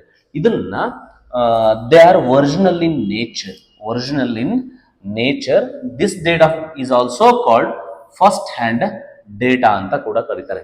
First hand data, first time data ಅಥವಾ ಒರಿಜಿನಲ್ ಇನ್ ನೇಚರ್, ಇವೆಲ್ಲವೂ ಕೂಡ ಪ್ರೈಮರಿ ಡೇಟಾಗೆ ಸಂಬಂಧಿಸಿರೋದು. ಅಂದ್ರೆ ಇಲ್ಲಿ ಏನಾಗ್ಬಿಡುತ್ತೆ ಆಕ್ಚುಲಿ ಆಗಂತ ಅಂದ್ರೆ, ಪ್ರೈಮರಿ ಡೇಟಾ ಅಂದ್ರೆ ಯಾರು ಇನ್ವೆಸ್ಟಿಗೇಟರ್ ಇರ್ತಾನೆ, head of the statistical enquiry, ಅವನೇನ್ ಮಾಡ್ತಾನೆ, ಡೈರೆಕ್ಟ್ ಆಗಿ ರೆಸ್ಪಾಂಡೆಂಟ್ ಹತ್ರ ಹೋಗ್ಬಿಟ್ಟು ಅವನೇ ಸ್ವತಃ ಇನ್ಫಾರ್ಮೇಶನ್ ಕೇಳಿ ಪಡಿತಾನೆ. ಇಲ್ಲಿ ಯಾರು ಮಧ್ಯವರ್ತಿಗಳಿಲ್ಲ. ಓಕೆನಾ, ಮಧ್ಯವರ್ತಿ ಅಂದ್ರೆ ಯೂಶಲಿ ಯಾರು ಬರ್ತಾರೆ, ಎನ್ಯುಮರೇಟರ್ ಬರ್ತಾನೆ. ಇಲ್ಲಿ ಎನ್ಯುಮರೇಟರ್ ಇರಲ್ಲ, ಡೈರೆಕ್ಟ್ ಆಗಿ ಬಂದು ಡೈರೆಕ್ಟ್ ಆಗಿ ಇಲ್ಲಿಗೆ ಬರುತ್ತೆ. ಇದಕ್ಕೆ ಒರಿಜಿನಲ್ ಇನ್ ನೇಚರ್ ಅಂತ ಯಾಕೆ ಹೇಳ್ತೀವಿ ಅಂತ ಅಂದ್ರೆ, ಯಾವ್ದಾದ್ರು ಒಂದು ಇನ್ಫಾರ್ಮೇಶನ್ ಒಬ್ಬರಿಂದ ಇನ್ನೊಬ್ಬನಿಂದ ನನಗೆ ಬಂತು ಅಂದ್ರೆ ಅಲ್ಲಿ ಡೇಟಾ ಲಾಸ್ ಆಗೋ ಚಾನ್ಸಸ್ ಇರುತ್ತೆ. ಅಂದ್ರೆ ನಿನ್ಗೆ ಏನೋ ಅವ್ನಿಗೆ ಯಾರು ರೆಸ್ಪಾಂಡೆಂಟ್ ಇರ್ತಾನೆ, ಅವನು ಎನ್ಯುಮರೇಟರ್ಗೆ ಏನೋ ಒಂದು ಹೇಳಿರ್ತಾನೆ, ಎನ್ಯುಮರೇಟರ್ ಅದಕ್ಕೊಂಚೂರು ಉಪ್ಪು ಖಾರ ಹುಳಿ ಎಲ್ಲ ಬೆರೆಸ್ಬಿಟ್ಟು ನನಗೆ ಕೊಡ್ತಾನೆ, ಅಥವಾ ಏನೋ ಒಂದ್ ಸ್ವಲ್ಪ ಹೇಳ್ದೇ ಇರ್ಬೋದು. ಅಲ್ಲಿ ಡೇಟಾ ಕಂಪ್ಲೀಟ್ ಆಗಿ ನನಗೆ ಒರಿಜಿನಲ್ ಆಗಿ ತಲುಪಲಿಲ್ಲ. ಸೊ ಬಟ್ ಈ ಪ್ರೈಮರಿ ಡೇಟಾದಲ್ಲಿ ಏನಾಗ್ಬಿಡುತ್ತೆ ಅಂತಂದ್ರೆ, ನಾನೇ ರೆಸ್ಪಾಂಡೆಂಟ್ ಹತ್ರ ಹೋಗಿ ಕೇಳೋದ್ರಿಂದ it is originally in nature ಇರುತ್ತೆ. ಸೊ ಅರ್ಥ ಆಯ್ತು ಅಂತ ಅನ್ಕೊಂತೀನಿ. ಇದನ್ನ ಪ್ರೈಮರಿ ಡೇಟಾ ಅಂತ ಕರೀತಾರೆ. ಕ್ಲಿಯರ್ ಅಲ್ವಾ? ಇಷ್ಟೇ. Okay, so for the collection of primary data the investigator May choose any one of the following methods depending on the objects of enquiry ಅಂತ. ಅಂದ್ರೆ ಯಾವ್ಯಾವ ಮುಖಾಂತರ ನಾವು ಪ್ರೈಮರಿ ಡೇಟಾ ಕಲೆಕ್ಟ್ ಮಾಡ್ಬೋದು ಅಂತ ಅಂದ್ರೆ, ಡೈರೆಕ್ಟ್ ಪರ್ಸನಲ್ ಅಬ್ಸರ್ವೇಷನ್ ಮುಖಾಂತರ ಇದು ಮಾಡ್ಬೋದು, ಇಂಟರ್ವ್ಯೂ ಮುಖಾಂತರ ಮಾಡ್ಬೋದು, ಡೈರೆಕ್ಟ್ ಅಥವಾ ಇಂಡೈರೆಕ್ಟ್ ಓರಲ್ ಇಂಟರ್ವ್ಯೂ ಮುಖಾಂತರ ಮಾಡ್ಬೋದು, ಮೇಲ್ಡ್ ಕ್ವಶನರೀಸ್ ಇಂದ ಮಾಡ್ಬೋದು, ಏನ್ರು ಬೇಕಾದ್ರೂ ಮಾಡ್ಬೋದು. ಓಕೆನಾ, ಸರ್ವೆ ಮುಖಾಂತರ ಕೂಡ ಮಾಡ್ಬೋದು. ಒಂದು ಸರ್ವೆ ಯಾವ್ದೋ ನಮ್ಗೆ ಟಾರ್ಗೆಟ್ ಆಡಿಯನ್ಸ್ ಇರುತ್ತೆ, ಡೈರೆಕ್ಟ್ ಆಗಿ ನೀನು ಒಂದು ಏನು ಗೂಗಲ್ ಫಾರ್ಮ್ ಏನೋ ಕಳಿಸ್ತೀಯ, ಅವ್ರು ಡೈರೆಕ್ಟ್ ಆಗಿ ನಿಮ್ಗೆ ಇನ್ಫಾರ್ಮೇಶನ್ ಕೊಡ್ತಾರೆ. ಅದೇನ್ ಬರುತ್ತೆ, that is what the primary data ಆಗಿರುತ್ತೆ. ಸೊ ಕ್ಲಿಯರ್ ಆಯ್ತಲ್ವಾ? ಪ್ರೈಮರಿ ಡೇಟಾ ಅಂತಂದ್ರೆ ಫಸ್ಟ್ ಹ್ಯಾಂಡ್ ಡೇಟಾ ಅಂತ. ಇಲ್ಲಿ ಯಾರು ಮಧ್ಯವರ್ತಿಗಳಿಲ್ಲ. ಮತ್ತೆ ನೀನ್ ಇನ್ನಾರಿಂದನೋ ಆಲ್ರೆಡಿ ಅವ್ನು ಕಲೆಕ್ಟ್ ಮಾಡಿರ್ತಾನೆ ಡೇಟಾ, ಆ ಡೇಟಾ ಕಲೆಕ್ಟ್ ಮಾಡಿರೋದನ್ನ ಮತ್ತೆ ನೀನೇನ್ ಇಸ್ಕೊಂಡ್ ಬಂದಿಲ್ಲ, ನೀನೇ ಸ್ವತಃ ಹೋಗಿ ರೆಸ್ಪಾಂಡೆಂಟ್ ಇಂದ ನೀನು ಇನ್ಫಾರ್ಮೇಶನ್ ಕಲೆಕ್ಟ್ ಮಾಡ್ಕೊಂಡ್ ಬಂದ್ರೆ ಅದನ್ನ ನಾವು ಪ್ರೈಮರಿ ಡೇಟಾ ಅಂತ ಕರಿತೀವಿ. ಇದು ಇನ್ನೂ ಅರ್ಥ ಆಗ್ಬೇಕಂದ್ರೆ ಸೆಕೆಂಡರಿ ಡೇಟಾ ನೋಡ್ಕೊಂಡ್ ಬನ್ನಿ, ನಿಮ್ಗೆ ಅವಾಗ ಇನ್ನೂ ಅರ್ಥ ಆಗುತ್ತೆ. ಸೆಕೆಂಡರಿ ಡೇಟಾ ಅಂತ ಬರುತ್ತೆ. ಸೆಕೆಂಡರಿ ಡೇಟಾ ಅಂದ್ರೆ ಏನು ಅಂತ ನೋಡೋಣ. The data which are already collected, important ಇದು, already collected and analysed by enumerators is called secondary data. Enumerator ಯಾರಿರ್ತಾನೆ ಅವನು ಆಲ್ರೆಡಿ ಕಲೆಕ್ಟ್ ಮಾಡಿ ಇಟ್ಕೊಂಡಿರ್ತಾನೆ, ಎಲ್ಲ ನೋಡ್ಕೊಂಡು ಇಟ್ಕೊಂಡಿರ್ತಾನೆ. ಅದನ್ನ ನೀನ್ ಇಸ್ಕೊಂಡ್ರೆ, ನೀನು ಅಂದ್ರೆ ಯಾರಿಲ್ಲಿ ಇನ್ವೆಸ್ಟಿಗೇಟರ್, ಇಸ್ಕೊಂಡ್ರೆ ಅದು ನಿನಗೆ ಸೆಕೆಂಡರಿ ಡೇಟಾ ಆಗುತ್ತೆ. ಓಕೆನಾ, ಅಂದ್ರೆ ಡೈರೆಕ್ಟ್ ಆಗಿ ನೀನು ರೆಸ್ಪಾಂಡೆಂಟ್ ಇಂದ ಹೋಗಿ ಕಲೆಕ್ಟ್ ಮಾಡ್ಲಿಲ್ಲ, ಎನ್ಯುಮರೇಟರ್ ಹೋಗಿ ಕಲೆಕ್ಟ್ ಮಾಡ್ಕೊಂಡ್ ಬಂದಿದ್ನ ನೀನ್ ಇಸ್ಕೊಂತಿದ್ಯಾ ಡೇಟಾನ, ಹಂಗಾಗಿ ಅದು ಸೆಕೆಂಡರಿ ಡೇಟಾ ಆಗುತ್ತೆ. ಇದು ಫಸ್ಟ್ ಹ್ಯಾಂಡ್ ಇರೋದಿಲ್ಲ, ಒರಿಜಿನಲ್ ಇರೋದಿಲ್ಲ. ಇದನ್ನು ಹೊಂದಿರ್ಬೇಕು. ಸೆಕೆಂಡರಿ ಡೇಟಾ ಒರಿಜಿನಲ್ ಇರುತ್ತಾ ಅಂತ ನೀವೇನ್ ಹೇಳ್ಬೇಕು, no, it is not original in nature ಅಂತ ಹೇಳ್ಬೇಕು. ಓಕೆನಾ, ಸೊ ಅದು ನಿಮಗೆ ಗೊತ್ತಿರಲಿ. ಓಕೆ, ಸೊ ಇದನ್ನ ಸೆಕೆಂಡರಿ ಡೇಟಾ ಅಂತ ಕರೀತಾರೆ. Right. Sources of secondary data. Source of secondary data ಅಂತ ಅಂದ್ರೆ ನೋಡಿ, ಈಗ ಸೆಕೆಂಡರಿ ಡೇಟಾ ಯಾವ ತರ ಸಿಗುತ್ತೆ ಅಂತ. ಒಂದು ಪಬ್ಲಿಷ್ಡ್ ಸೋರ್ಸಸ್, ಇನ್ನೊಂದು ಅನ್ಪಬ್ಲಿಷ್ಡ್ ಸೋರ್ಸಸ್. ಪಬ್ಲಿಷ್ಡ್ ಸೋರ್ಸಸ್ ಅಂತ ಅಂದ್ರೆ it is open for public circulation ಅಂತ. ಅಂದ್ರೆ ಸೆಕೆಂಡರಿ ಡೇಟಾ ಅಂತ ಅಂದ್ರೆ ಸಿಂಪಲ್ ಆಗಿ ಅರ್ಥ ಮಾಡಿಸ್ಬಿಡ್ತೀನಿ ನೋಡಿ. ಈಗ ಒಂದು ನ್ಯೂಸ್ ಪೇಪರ್ನಲ್ಲಿ ಈಗ ಯಾವ್ದೊಂದು ಎಲೆಕ್ಷನ್ ಆಗುತ್ತೆ ಅಂತ ಅನ್ಕೊಳಪ್ಪ. ಎಲೆಕ್ಷನ್ ಆಗಿದ್ ಬೆಳಿಗ್ಗೆನೆ ಯಾವ್ಯಾವ ಕ್ಷೇತ್ರದಲ್ಲಿ ಯಾವ್ಯಾವ ಅಸೆಂಬ್ಲಿನಲ್ಲಿ ಯಾರ್ಯಾರು ಗೆದ್ರು ಅಂತ ನಿಮ್ಗೆ ನ್ಯೂಸ್ ಪೇಪರ್ ನಲ್ಲಿ ಇನ್ಫಾರ್ಮೇಶನ್ ಸಿಕ್ಬಿಡುತ್ತೆ. ಸೊ ಆ ಇನ್ಫಾರ್ಮೇಶನ್ ನಿನ್ಗೆ ಸೆಕೆಂಡರಿ ಡೇಟಾ ಆಗುತ್ತೆ. ಯಾಕೆ ಅಂತ ಅಂದ್ರೆ ಆ ಇನ್ಫಾರ್ಮೇಶನ್ ಪ್ರೈಮರಿ ಡೇಟಾ ಯಾರಿಗಾಗಿರುತ್ತೆ ಅಂದ್ರೆ ಎಲೆಕ್ಷನ್ ಕಮಿಷನ್ ಇರುತ್ತಲ್ವಾ, ಆ ನ್ಯೂಸ್ ಪೇಪರ್ನೂ ಆ ಡೇಟಾನ ಎಲೆಕ್ಷನ್ ಕಮಿಷನ್ ಇಂದ ತಗೊಂಡಿರ್ತಾನೆ, ಅರ್ಧಲ್ವಾ? ಅವನು ಅಲ್ಲಿ ಪಬ್ಲಿಷ್ ಮಾಡಿರ್ತಾನೆ ನ್ಯೂಸ್ ಪೇಪರ್ ನಲ್ಲಿ. ಆ ನ್ಯೂಸ್ ಪೇಪರ್ ನಲ್ಲಿ ಪಬ್ಲಿಷ್ ಮಾಡಿರೋದನ್ನ ನೀನ್ ನೋಟ್ ಡೌನ್ ಮಾಡ್ಕೋತಿದ್ಯಾ ಅಂದ್ರೆ ನಿನ್ಗೆ ಅದು ಸೆಕೆಂಡರಿ ಡೇಟಾ ಆಗ್ಬಿಡುತ್ತೆ. ಅರ್ಥ ಆಯ್ತಲ್ವಾ? ಸೊ ಇದು ಕತೆ. ಅಂದ್ರೆ ನಿನ್ಗೆ ಡೈರೆಕ್ಟ್ ಇನ್ಫಾರ್ಮೇಶನ್ ಸಿಗಲ್ಲ. ಅಂದ್ರೆ ಇದ್ರಲ್ಲಿ ಏನ್ ಹೇಳ್ತೀನಿ ಅಂದ್ರೆ ಪಬ್ಲಿಷ್ಡ್ ಸೋರ್ಸ್ ಅಂತ ಅಂದ್ರೆ ಪಬ್ಲಿಷ್ ಆಗಿರೋ ಸೋರ್ಸಸ್ಗಳು ಅಂತ. ಎಲ್ಲಷ್ಟೊಂದು ಪಬ್ಲಿಷ್ ಆಗಿರೋ ಸೋರ್ಸ್ಗಳು ಇರ್ತವೆ. ನೀವು ನ್ಯೂಸ್ ಪೇಪರ್ ಅಲ್ಲಿ ಇರ್ಬೋದು. ಪಬ್ಲಿಷ್ಮೆಂಟ್ ಅಂದ್ರೆ ನ್ಯೂಸ್ ಪೇಪರ್ ಪಬ್ಲಿಷ್ ಆಗುತ್ತೆ. ಯಾವ್ದೋ ಒಂದು ನ್ಯೂಸ್ ಇರ್ಬೋದು, ಯಾವ್ದೋ ಒಂದು ಡೇಟಾ ಇರ್ಬೋದು, ಯಾವ್ದೋ ಒಂದು ಇವೆಂಟ್ ಇರ್ಬೋದು, ಅಬ್ಸರ್ವೇಷನ್ ಇರ್ಬೋದು, ಯಾವ್ದೋ ಒಂದು ನ್ಯೂಸ್ ಪೇಪರ್ ಅಲ್ಲಿ ಪಬ್ಲಿಷ್ ಆಗುತ್ತೆ. ಅದನ್ನ ನೀನು ಓದಿದ್ರೆ ಅದು ಸೆಕೆಂಡರಿ ಡೇಟಾ. ಯಾಕಂದ್ರೆ ನ್ಯೂಸ್ ಪೇಪರ್ ನವರು ಕಲೆಕ್ಟ್ ಮಾಡಿರ್ತಾರಲ್ಲ ಡೇಟಾನ, ಅದನ್ನ ನೀನು ಓದ್ತಾ ಇದೆಯಾ, that becomes the secondary data for you. ಅಥವಾ ಎಷ್ಟೊಂದು ಸ್ಟೇಟ್ ಅಂಡ್ ಸೆಂಟ್ರಲ್ ಗವರ್ಮೆಂಟ್ಸ್ ಅಲ್ಲಿ ನಿಮ್ಗೆ ಅಫಿಷಿಯಲ್ ಪಬ್ಲಿಕೇಶನ್ಸ್ ಗಳು ಇರ್ತವೆ, ಅದ್ರ ಮುಖಾಂತರ ನೀವು ತಗೋಬಹುದು. The official publications of international bodies ಇರ್ತವೆ, ಎಷ್ಟೊಂದು ಇಂಟರ್ನ್ಯಾಷನಲ್ ಜರ್ನಲ್ಸ್ ಗಳು ಇರ್ತವೆ, ಅಲ್ಲಿ ಯಾರೋ ಪಬ್ಲಿಷ್ ಮಾಡಿರೋ ಪೇಪರ್ಸ್ ಗಳು ಸಿಗ್ತವೆ. ಹಂಗಂತ ಅಲ್ಲಿರೋ ಪೇಪರ್ನೆಲ್ಲ ತಗೊಂಡ್ಬಿಟ್ಟು ನಾನೇ ಬರ್ದಿದ್ದು ಅಂತ ಅನ್ನಕ್ಕಾಗಲ್ಲ. ಅವೆಲ್ಲ ಆಲ್ರೆಡಿ ಪಬ್ಲಿಷ್ ಆಗಿರೋ ಡೇಟಾ. ಅದನ್ನ ಬೇಕಾದ್ರೆ ಯು ಕ್ಯಾನ್ ಅಸೆಸ್ ಇಟ್. ಅಂದ್ರೆ ಪಬ್ಲಿಷ್ಡ್ ಸೋರ್ಸಸ್ ಅಂತ ಅಂದ್ರೆ ನೀವು ಆಲ್ರೆಡಿ ಕಲೆಕ್ಟ್ ಮಾಡಿರುವಂತ ಡೇಟಾನ ಅಸೆಸ್ ಮಾಡಬಹುದು. ಓಕೆನಾ, ಅದು ನಿನ್ಗೆ ಸೆಕೆಂಡರಿ ಡೇಟಾ ಆಗುತ್ತೆ. ಓಕೆ, ಸೊ ನ್ಯೂಸ್ ಪೇಪರ್ಸ್ ಇರ್ಬೋದು, ಪೀರಿಯಾಡಿಕಲ್ಸ್ ಇರ್ಬೋದು, ವೆಬ್ಸೈಟ್ಸ್ ಇರ್ಬೋದು, ಎಷ್ಟೊಂದು ವೆಬ್ಸೈಟ್ಗಳಲ್ಲಿ ಎಷ್ಟೊಂದು ಡೇಟಾ ಸಿಗುತ್ತೆ ನಿಮ್ಗೆ. ಓಕೆನಾ, ನಮ್ಮ KEA ವೆಬ್ಸೈಟ್ಗೆ ಹೋದ್ರೆ, ಈಗ ನಾವು NTA ಅಂತ ಮಾತಾಡ್ತೀವಿ. NTA ಅಂತ ಅಂದ್ರೆ ನ್ಯಾಷನಲ್ ಟೆಸ್ಟಿಂಗ್ ಏಜೆನ್ಸಿ ಅಂತ. ನಿಮ್ಗೆ JEE ಎಕ್ಸಾಮು, ನೀಟ್ ಎಕ್ಸಾಮ್ ಅಂತ ಏನ್ ಮಾಡ್ತಾರೆ, ಅವ್ರ ಹತ್ರ ಡೇಟಾ ಇರುತ್ತೆ. ಆ ವೆಬ್ಸೈಟ್ ಅಲ್ಲಿ ಎಷ್ಟೊಂದನ್ನು ಪಬ್ಲಿಷ್ ಮಾಡ್ತಾರೆ ಅವರು. ಎಷ್ಟು ಎಕ್ಸಾಮ್ ಬರೆದ್ರು, ಎಷ್ಟೊತ್ತಿಗೆ ಬರೆದ್ರು, ಏನ್ ಕತೆ, ಎಲ್ಲಾ ಡೇಟಾ ಪಬ್ಲಿಷ್ ಮಾಡಿರ್ತಾರೆ. You can assess it. Anyone can download it and anyone can go through the information. ಓಕೆನಾ, ಇದನ್ನ ನಾವು ಸೆಕೆಂಡರಿ ಡೇಟಾ ಅಂತ ಕರೀತಾರೆ. ಎಷ್ಟೊಂದು ವೆಬ್ಸೈಟ್ ಗಳಲ್ಲಿ ಸಿಗುತ್ತೆ, various organisations on the internet ಅಲ್ಲಿ ನೋಡಿ. ಇಂಟರ್ನೆಟ್ ಅಲ್ಲಿ ಸಿಗುವಂತಹ ಡೇಟಾ ಯಾವ ತರ ಡೇಟಾ ಅಂತ ಕೇಳ್ತಾನೆ, ಅದು ಸೆಕೆಂಡರಿ ಡೇಟಾ. ಯಾವತ್ತು ನೆನಪು, ಈ ತರ ಕ್ವಶನ್ ಆದ್ರೂ ಆಗ್ಬೋದು. ಇಂಟರ್ನೆಟ್ ನಲ್ಲಿ ನಿನಗೆ ಸಿಗುವಂತಹ ಡೇಟಾ ಪ್ರೈಮರಿ ಆಗುತ್ತಾ ಸೆಕೆಂಡರಿ ಆಗುತ್ತಾ ಅಂತ ಕೇಳ್ತಾನೆ, ಅದು ನಿಮಗೆ ಸೆಕೆಂಡರಿ ಆಗುತ್ತೆ. ಓಕೆನಾ, ಪ್ರೈಮರಿ ಆಗಲ್ಲ. ಓಕೆ, ಅನ್ಪಬ್ಲಿಷ್ಡ್ ಸೋರ್ಸಸ್ ಅಂತ ಅಂದ್ರೆ ಎಷ್ಟೊಂದು ಇನ್ಫಾರ್ಮೇಶನ್ ಪಬ್ಲಿಷ್ ಆಗಿರಲ್ಲ. ಓಕೆನಾ, ಬಟ್ ಆದ್ರೂ ಕೂಡ ನಾವು ಅದನ್ನ ಬೇರೆ ಮಾರ್ಗಗಳಲ್ಲಿ ಅದನ್ನ ಇನ್ಫಾರ್ಮೇಶನ್ ತಗೊಂತೀವಿ. ಅದು ಕೂಡ ಸೆಕೆಂಡರಿ ಡೇಟಾ ಆಗುತ್ತೆ. So it is not open for public circulations. ಇದು ಪಬ್ಲಿಕ್ ಸರ್ಕ್ಯುಲೇಷನ್ ಓಪನ್ ಇರುತ್ತೆ, ಪಬ್ಲಿಷ್ಡ್ ಅಂತಂದ್ರೆ. ನಾಟ್ ಪಬ್ಲಿಷ್ಡ್ ಅಂತಂದ್ರೆ ಪಬ್ಲಿಕ್ ಸರ್ಕ್ಯುಲೇಷನ್ಗೆ ಓಪನ್ ಇರಲ್ಲ.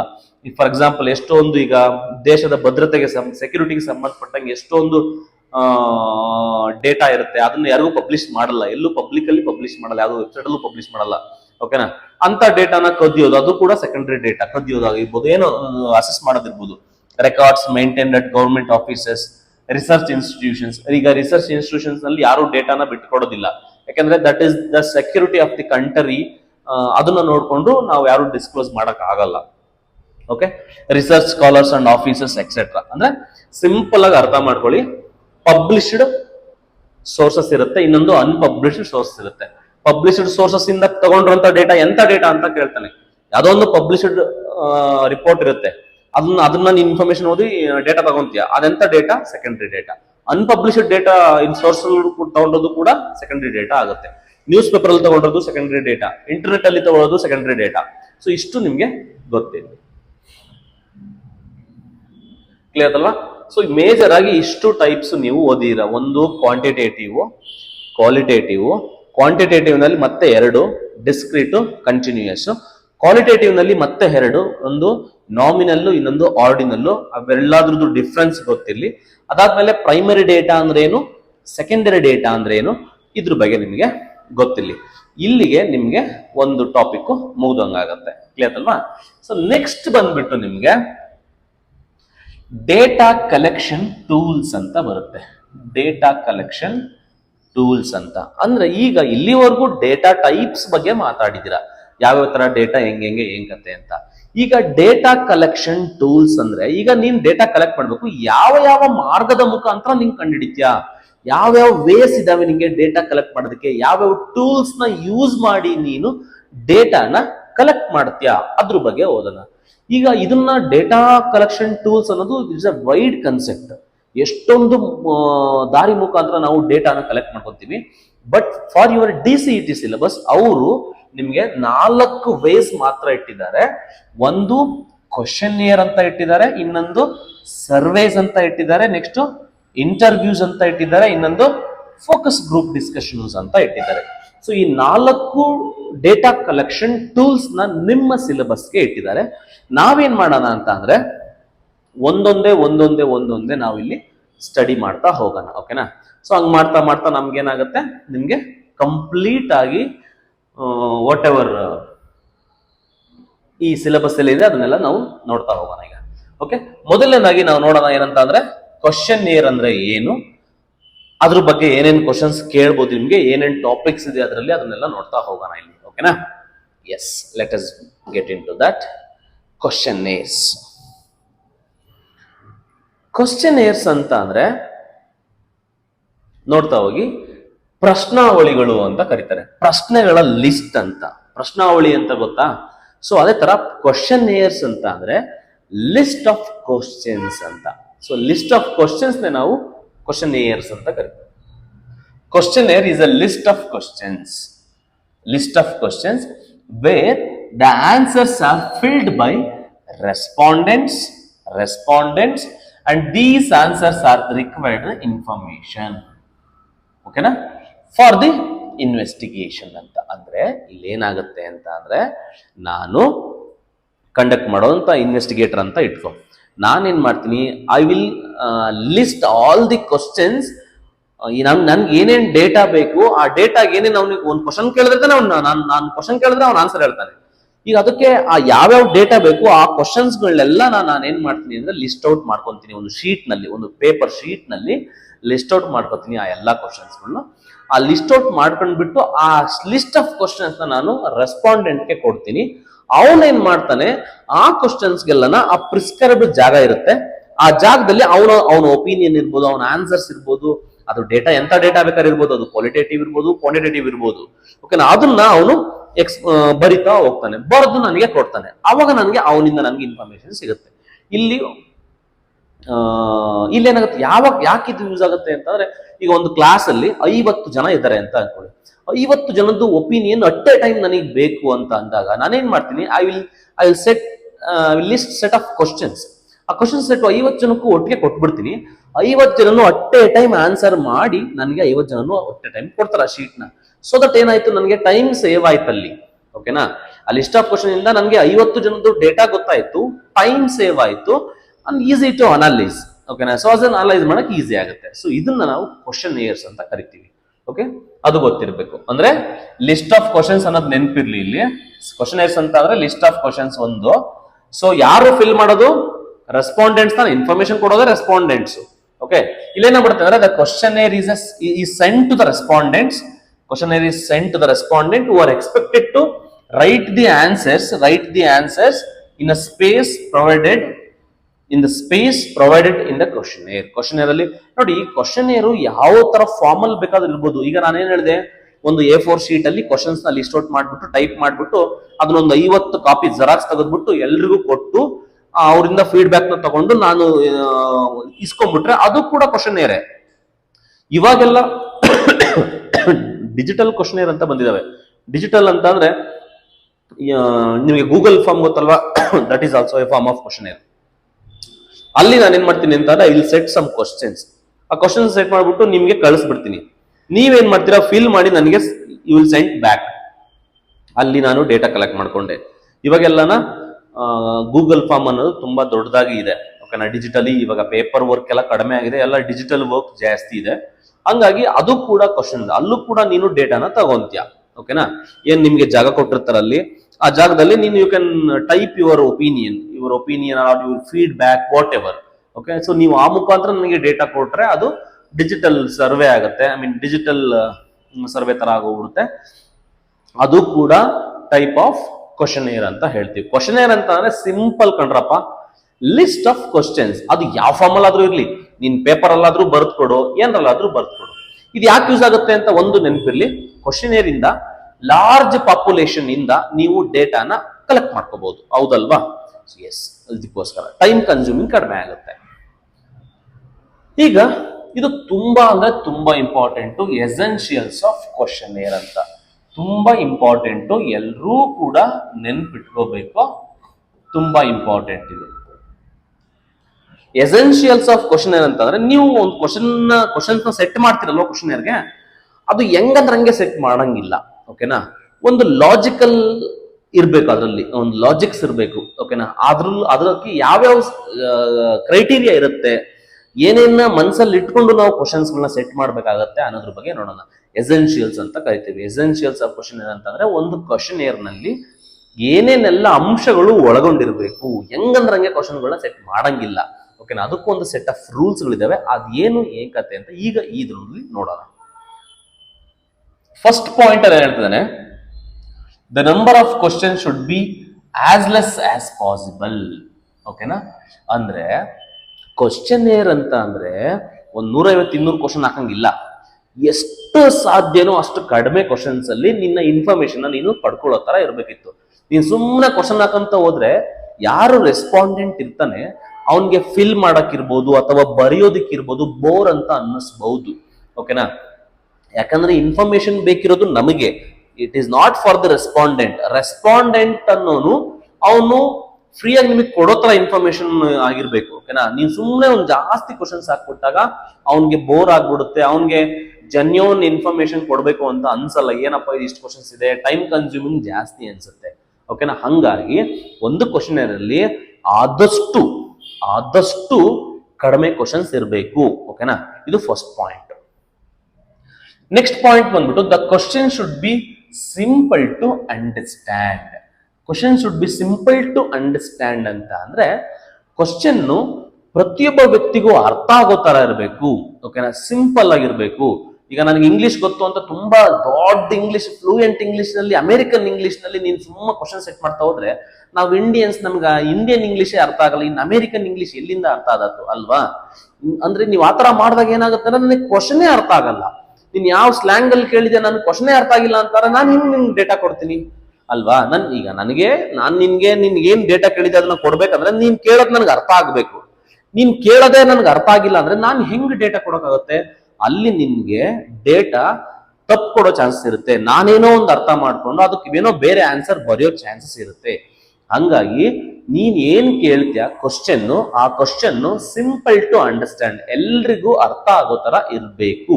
ಓಕೆ, ತುಂಬಾ ದೊಡ್ಡದಾಗೆಲ್ಲ ಇರಬಾರ್ದು ಅನ್ನೋದು ಅದ್ರ ಮೀನಿಂಗು, ತುಂಬಾ important. Next third one, the question should be arranged logically. ಅಂದ್ರೆ ಕ್ವಶನ್ಸ್ಗಳು ಲಾಜಿಕಲ್ ಅರೇಂಜ್ಮೆಂಟ್ ಇರಬೇಕು. Logical arrangement important. ಅಂದ್ರೆ ನೀನೊಂದು 10 ಕ್ವಶನ್ ಕೇಳ್ತೀಯ ಅಂತ ಅಂದ್ರೆ ಫಸ್ಟ್ ಕ್ವಶನ್ ಯಾವ್ದು ಕೇಳಬೇಕು, ಸೆಕೆಂಡ್ ಕ್ವಶನ್ ಯಾವ್ದು ಕೇಳಬೇಕು, ಥರ್ಡ್ ಕ್ವಶನ್ ಯಾವ್ದು ಕೇಳಬೇಕು ಅಂತ ಲಾಜಿಕಲ್ ಒಂದಕ್ಕೊಂದು ಲಿಂಕ್ ಇರಬೇಕು. ನೀನ್ ಯಾವ್ದೋ ಕ್ವಶನ್ ಫಸ್ಟ್ ಕೇಳೋದು, ಯಾವ್ದೋ ಕ್ವಶನ್ ಕೆಳಗಡೆ ಕೇಳೋದು, ಹಂಗ್ ಕೇಳಬಾರ್ದು. ಅರ್ಥ ಆಯ್ತಲ್ವಾ? ಅಂದ್ರೆ ನೀನ್ ಯಾವ್ದೋ ಒಬ್ಬ ವ್ಯಕ್ತಿ ಬಗ್ಗೆ ಇನ್ಫಾರ್ಮೇಶನ್ ಕೇಳ್ತೀನಿ ಅಂತಾರೆ. ಈಗ ನಾವು ಯೂಶಲಿ ಈಗ ಸುಮ್ನೆ ನಾನೇ ಒಂದು ಯಾವ್ದೋ ಒಂದು ಇದನ್ ಮಾಡ್ತೀನಿ ಅಂತ ಯಾವ್ದೋ ಒಂದು ಅಪ್ಲಿಕೇಶನ್ ತಗೊಳ್ಳಿ, ಅದ್ರಲ್ಲಿ ಫಸ್ಟ್ ಏನಂತ ಇರುತ್ತೆ, ನೇಮ್ ಅಂತ ಇರುತ್ತೆ. ಹೌದ್ ತಾನೆ? ನಿಮ್ದು ಯಾವ ಊರು ಅಂತ ಇರುತ್ತಾ ಫಸ್ಟ್, ನಿಮ್ದು ಯಾವ ಊರು, ಆಮೇಲೆ ನಿಮ್ದು ಯಾವ ಕುಲ ಯಾವ ಗೋತ್ರ ಅಂತ ಇದ್ದು ಆಮೇಲೆ ನೀನ್ ನೇಮ್ ಅಂತ ಇರುತ್ತಾ? ಯಾವತ್ತೇನಿರುತ್ತೆ, ಯಾವುದೇ ಅಪ್ಲಿಕೇಶನ್ ತಗೊಳ್ಳಿ, whatever you take anything, first ಏನಿರುತ್ತಪ್ಪ, ನೇಮ್ ಅಂತ ಇರುತ್ತೆ. ಓಕೆ, ಅಂದ್ರೆ ಫಸ್ಟ್ ನೇಮೇ ಕೇಳಬೇಕು, ಅದಾದ್ಮೇಲೆ ಫಾದರ್ ನೇಮ್, ಅದಾದ್ಮೇಲೆ ಮದರ್ ನೇಮ್, ಈ ತರ ಎಲ್ಲ, ಆಮೇಲೆ ನಿನ್ನ ಅಡ್ರೆಸ್, ಅದು ಇದು ಎಲ್ಲ ಇರುತ್ತೆ. ಓಕೆ, ಫಸ್ಟ್ ಆಮೇಲೆ ನಿಂದು ಕೊಟ್ಬಿಟ್ಟು ಅದನ್ನ ಕೇಳೋದಿಲ್ಲ ಯಾರು, ಅರ್ಧಲ್ವಾ? ಅಂದ್ರೆ ಅದನ್ನ ಲಾಜಿಕಲ್ ಅರೇಂಜ್ಮೆಂಟ್ ಅಂತ ಕರೀತಾರೆ. ಅಂದ್ರೆ ಫಸ್ಟ್ ಕ್ವಶನ್ ಯಾವ್ದು ಕೇಳಬೇಕು, ಸೆಕೆಂಡ್ ಕ್ವಶನ್ ಯಾವ್ದು ಕೇಳಬೇಕು, ಥರ್ಡ್ ಯಾವ್ದು ಕೇಳಬೇಕು ಅನ್ನೋದಕ್ಕೆ ಲಾಜಿಕ್ಸ್ ಇರಬೇಕು. ಒಂದಕ್ಕೊಂದು ಲಿಂಕ್ ಇರ್ತಾ ಹೋಗ್ಬೇಕು. ಯಾವ್ದನ್ನಂದ್ರೆ ಅದನ್ನೇ ಫಸ್ಟ್ ಕೇಳೋದಂಗಿಲ್ಲ ಅಂತ, ಅದನ್ನ ನಾವು ಲಾಜಿಕಲಿ ಅಂತ ಕರಿತೀವಿ, ಲಾಜಿಕಲ್ ಅರೇಂಜ್ಮೆಂಟ್ ಅಂತ ಕರಿತೀವಿ. ಸೊ ಕ್ಲಿಯರ್ ಅಲ್ವಾ ಇದು? ಮತ್ತೆ as far as possible the questions regarding personal matter should be avoided. ಓಕೆನಾ? ಅಂದ್ರೆ ಯಾವುದೇ ಒಂದು ಡೇಟಾ ಕಲೆಕ್ಟ್ ಮಾಡಬೇಕಾದ್ರೆ ಪರ್ಸನಲ್ ಇನ್ಫಾರ್ಮೇಶನ್ ಕೇಳಬಾರ್ದು. ಓಕೆನಾ? Personal things, personal matter should be avoided.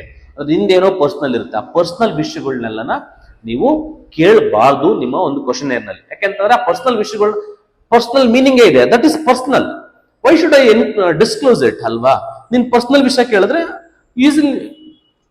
Usual ಆಗಿ ಏನಾಗ್ಬಿಡುತ್ತೆ ಅಂತ, ನಾನು ನಿಮ್ಗೆ ಇನ್ಫಾರ್ಮೇಶನ್ ಕೊಡೋದಿಲ್ಲ. ಅದು ನಾನು ನಿಮ್ಗೆ ಕೊಟ್ಬಿಟ್ರೆ ಅದನ್ನ ಪರ್ಸನಲ್ ಅಂತ ಅನ್ನಲ್ಲ ಅಲ್ವಾ? ಅಂದ್ರೆ ಪರ್ಸನಲ್ ಕ್ವಶನ್ಸ್ ಗಳನ್ನ ನೀವು ಕೇಳಬಾರ್ದು. ಕ್ವಶನ್ ಅಲ್ಲಿ ಕೇಳಿದ್ರು ಅವ್ರು ಕೊಡಲ್ಲ ಫಸ್ಟ್ ಆಫ್ ಆಲ್. ಅದಕ್ಕೋಸ್ಕರ questions which require mathematical calculations should be avoided ಅಂತ. ಅಂದ್ರೆ ಮ್ಯಾಥಮೆಟಿಕಲ್ ಕ್ಯಾಲ್ಕುಲೇಷನ್ಸ್ ಇರುವಂತ ಕ್ವಶನ್ಸ್ ಗಳನ್ನ ಕೇಳಬಾರ್ದು. ಯಾಕೆ ಸರ್ ಅಂತ ಅಂದ್ರೆ ನಮ್ಮ ಹುಡುಗರಿಗೆ ಮ್ಯಾಥ್ಸ್ ಅನ್ನೋದು ಒಂದು ಕಬ್ಬಿಣದ ಕಡಲೆ. ಓಕೆನಾ? ಮ್ಯಾಥ್ಸ್ ಅಂತಂದ್ರೆ ತುಂಬಾ ಕಷ್ಟ ನಮ್ಮ ಬೇಸಿಕಲಿ ಫ್ರಮ್ ಇಂಡಿಯನ್ಸ್. ಓಕೆನಾ? ಹಂಗಾಗಿ ಮ್ಯಾಥ್ಸ್ ಕ್ವಶನ್ಸ್ ನ ಜಾಸ್ತಿ ಕೇಳಬಾರ್ದು. ನಮ್ಮ ಹುಡುಗರಿಗೆ ಮ್ಯಾಥ್ಸ್ ಬರಲ್ಲ. ಓಕೆನಾ? ಸೊ ಹಂಗಾಗಿ ಮ್ಯಾಥಮೆಟಿಕಲ್ ಕ್ಯಾಲ್ಕುಲೇಷನ್ ಇರುವಂತಹ ಕ್ವಶನ್ಸ್ ಗಳನ್ನ ಜಾಸ್ತಿ ಕೇಳಬಾರ್ದು ಅನ್ನೋದು. ಯಾಕಂತಂದ್ರೆ ಅವನು ಕ್ಯಾಲ್ಕುಲೇಷನ್ ಮಾಡ್ಕೊಂಡು ಕೂತ್ಕೊಂಡೆಲ್ಲ ಮಾಡಿ ಟೈಮ್ ವೇಸ್ಟ್ ಆಗುತ್ತೆ ಅಲ್ಲಿ. ಅದನ್ನ ನೀನ್ ತುಂಬಾ ಕ್ಯಾಲ್ಕುಲೇಷನ್ ಇರುವಂತ ಕ್ವಶನ್ ಏನ್ ಕೊಟ್ಬಿಟ್ಟೆ ಅಂತ ಅಂದ್ರೆ ಅವನು ಈ ಫೀಲ್ ದಟ್ ಅದನ್ನೆಲ್ಲ ಮಾಡಿ ಯಾರಪ್ಪ ಆನ್ಸರ್ ಮಾಡ್ತಾರೆ ಅಂತ ಅವನು ಯಾವ್ದೋ ಒಂದು ಆನ್ಸರ್ ಬರೆದ್ಬಿಟ್ಟು ನಿನ್ಗೆ ಇನ್ಫಾರ್ಮೇಶನ್ ಕೊಡೋ ಚಾನ್ಸಸ್ ಜಾಸ್ತಿ ಇರುತ್ತೆ. ಅಂದ್ರೆ ನಿನ್ಗೆ ತಪ್ಪು ಮಾಹಿತಿ ಸಿಗುತ್ತೆ ಜಾಸ್ತಿ ಕ್ಯಾಲ್ಕುಲೇಷನ್ಸ್ ಇರುವಂತ ಕ್ವಶನ್ಸ್ ಕೊಟ್ರೆ ಅಂತ. ಓಕೆ, ಮ್ಯಾಥಮೆಟಿಕ್ಸ್ ಕಡಿಮೆ ಇರಬೇಕು ಅಂತ. Questionnaire should also assure that the information supplied will kept confidential and shall not be misused. ಅಂದ್ರೆ ನೀನು ಅಶ್ಯೂರೆನ್ಸ್ ಕೊಡ್ಬೇಕು.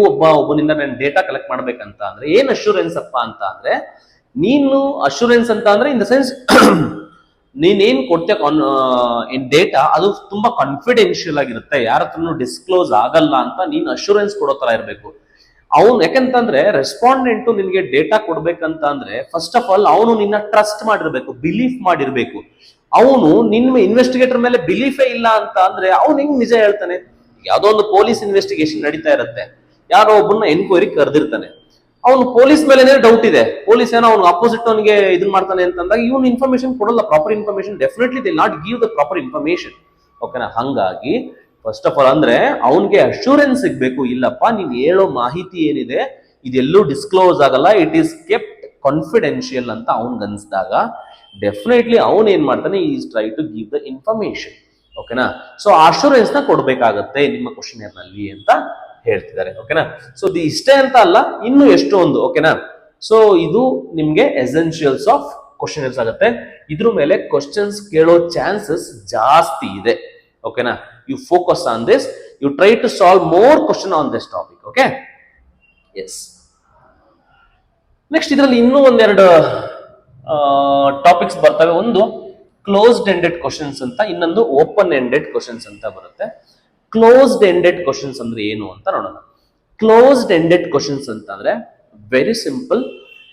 ಕ್ಲೋಸ್ಡ್ ಎಂಡೆಡ್ ಅಂತ ಅಂದ್ರೆ ಏನಪ್ಪಾ ಅಂತ ಅಂದ್ರೆ ಈ ನೋಡಿ, ಈಗ ಸಿಂಪಲ್ ಆಗಿ ಆನ್ಸರ್ ಮಾಡುವಂತ ಕ್ವಶನ್ಸ್ಗಳು ಅಂದ್ರೆ ಎಸ್ ಆರ್ ನೋ ಟೈಪ್ ಇರ್ಬೋದು, ಈ ಮಲ್ಟಿಪಲ್ ಚಾಯ್ಸ್ ಕ್ವಶನ್ಸ್ ಇರ್ಬೋದು, ಇವನ್ನೆಲ್ಲ ಏನಂತ ಈಗ ಟಿಕ್ ಮಾಡೋ ತರ ಇರ್ಬೋದು, ಇವನ್ನೆಲ್ಲ ನಾವು ಕ್ಲೋಸ್ಡ್ ಎಂಡೆಡ್ ಅಂತ ಕರಿತೀವಿ. ಅಂದ್ರೆ closed ended question is a question that can only be answered by selecting set of predetermined options. ಅಂದ್ರೆ ಇಲ್ಲಿ ಕ್ಲೋಸ್ಡ್ ಎಂಡೆಡ್ ಅಲ್ಲಿ ಅದು ನಿಮ್ಗೆ ಆಪ್ಷನ್ಸ್ ಆಲ್ರೆಡಿ ಪ್ರೀ ಡಿಟರ್ಮೈನ್ಡ್ ಆಗಿರ್ತವೆ, ಪ್ರೀ ಡಿಟರ್ಮೈನ್ಡ್ ಆಪ್ಷನ್ಸ್ ಇರ್ತವೆ, ನೀನು ಅದರಲ್ಲಿ ಯಾವ್ದಾದ್ರು ಒಂದನ್ನ ಸೆಲೆಕ್ಟ್ ಮಾಡೋದು. ಓಕೆನಾ? And they can be multiple choice, yes or no, or rating scale. ನೋಡು, ಎಸ್ ಆರ್ ನೋ ಟೈಪ್ ಇರ್ಬೋದು, ಮಲ್ಟಿಪಲ್ ಚಾಯ್ಸ್ ಇರ್ಬೋದು, ಅಥವಾ ರೇಟಿಂಗ್ ಸ್ಕೇಲ್ ಏನಂತ ಇತ್ತು, ಇವೆಲ್ಲ ಪ್ರೀ ಡಿಟರ್ಮೈನ್ಡ್ ಆಪ್ಷನ್ಸ್ಗಳು. ಓಕೆನಾ? ಇಲ್ಲಿ ನಿನ್ಗೆ you don't have the freedom of expressing your opinions, they are already fixed. ಓಕೆನಾ? ಎಸ್ ಆರ್ ನೋ ಅವು ಅಲ್ಲಿ ಆಲ್ರೆಡಿ ಫಿಕ್ಸ್ ಆಗಿರ್ತವೆ. ನೀನ್ ಎಸ್ ಟಿಕ್ ಹಾಕ್ಬೇಕು, ಇಲ್ಲ ನೋ ಟಿಕ್ ಹಾಕ್ಬೇಕು, ಇಲ್ಲ ನನ್ಗೆ ಹಂಗೆ ಹಿಂಗೆ ಅಂತ ಹೇಳಕ್ ಬರೋದಿಲ್ಲ. ಸೊ ಇಂಥ ಕ್ವಶನ್ಸ್ ಗಳನ್ನ ನಾವೇನಂತ ಕರಿತೀವಿ ಅಂದ್ರೆ ಕ್ಲೋಸ್ಡ್ ಎಂಡೆಡ್ ಕ್ವಶನ್ಸ್ ಅಂತ ಕರಿತೀವಿ. ಕ್ಲಿಯರ್ ಅಲ್ವಾ? Here are some examples of, hey, this is not closed pa, this is open pa, that is closed. Closed ended questions ಗೆ ಎಕ್ಸಾಂಪಲ್ ಕೊಟ್ಟಿದ್ದಾನೆ. Did you enjoy the movie? ನೋಡಿ, did you enjoy the movie ಅಂತಂದ್ರೆ bracket ಅಲ್ಲಿ yes or no ಕೊಟ್ಟಿರ್ತಾನೆ. ನೀನ್ ಇಷ್ಟ ಮಾಡ್ಬಾರ್ದು, ಇಲ್ಲ ಎಸ್ ಟಿಕ್ ಹಾಕ್ಬೇಕು, ಇಲ್ಲ ನೋ ಟಿಕ್ ಹಾಕ್ಬೇಕು, ಇಲ್ಲ ಸ್ವಲ್ಪ ಚೆನ್ನಾಗಿತ್ತು, ಆಮೇಲೆ ಹಂಗಿತ್ತು, ಆಮೇಲೆ UI ಮೂವಿ ತರ ರಿವ್ಯೂ ಹೇಳಕ್ ಹೋಗ್ಬಾರ್ದು, ಆಮೇಲೆ ರಿವ್ಯೂ ಹೇಳೋ ತರ ಎಲ್ಲ ಬರೆಯಕ್ಕೆ. ಅಂದ್ರೆ ನಾನು ಹೇಳ್ತಿದ್ದೀನಲ್ಲ, ನಿನ್ಗೆ ಆ ಫ್ರೀಡಮ್ ಇಲ್ಲಿ ಇರೋದಿಲ್ಲ. ಅಂದ್ರೆ ನೀನು ಡಿಸ್ಕ್ರಿಪ್ಟಿವ್ ನಲ್ಲಿ ಹೇಳೋ ತರ ಫ್ರೀಡಮ್, ಬರೆಯೋ ತರ ಫ್ರೀಡಮ್ ಇಲ್ಲಿ ಇರೋದಿಲ್ಲ. ಯಾಕೆ ಅಂತಂದ್ರೆ ಇಲ್ಲಿ ಪ್ರೀ ಡಿಟರ್ಮೈನ್ಡ್ ಆಪ್ಷನ್ಸ್ ಇರುತ್ತೆ, ಅಲ್ಲೇ ನೀನ್ ಟಿಕ್ ಹಾಕ್ಬೇಕಷ್ಟೇ. ನೀನ್ ಎಕ್ಸ್ಟ್ರಾ ಕಥೆಗಳನ್ನೆಲ್ಲ ಒಡೆಕ್ ಜಾಗ ಇರಲ್ಲ ಇಲ್ಲಿ. ಓಕೆನಾ? Did you like the movie, did you enjoy the movie ಅಂತಾರೆ, ಇಲ್ಲ ಎಸ್ ಹತ್ರ ಟಿಕ್ ಹಾಕ್ಬೇಕು, ಇಲ್ಲ ನೋ ಹತ್ರ ಟಿಕ್ ಹಾಕ್ಬೇಕು, ಟಿಕ್ ಹಾಕ್ಬೇಕಷ್ಟೇ, ಇನ್ನೇನು ಮಾಡಂಗಿಲ್ಲ ನೀನು. How likely are you to recommend this product your friend ಅಂತ ಇರುತ್ತೆ. ಇದು ರೇಟಿಂಗ್ ಸ್ಕೇಲ್. ಇದು ಒಂದು ಪ್ರಾಡಕ್ಟ್ ನ ನಿನ್ನ ಫ್ರೆಂಡ್ಗೆ ಸಜೆಸ್ಟ್ ಮಾಡ್ತೀಯಾ, ಎಷ್ಟು ಹೆಂಗ್ ಸಜೆಸ್ಟ್ ಮಾಡ್ತೀಯಾ ಅಂತ.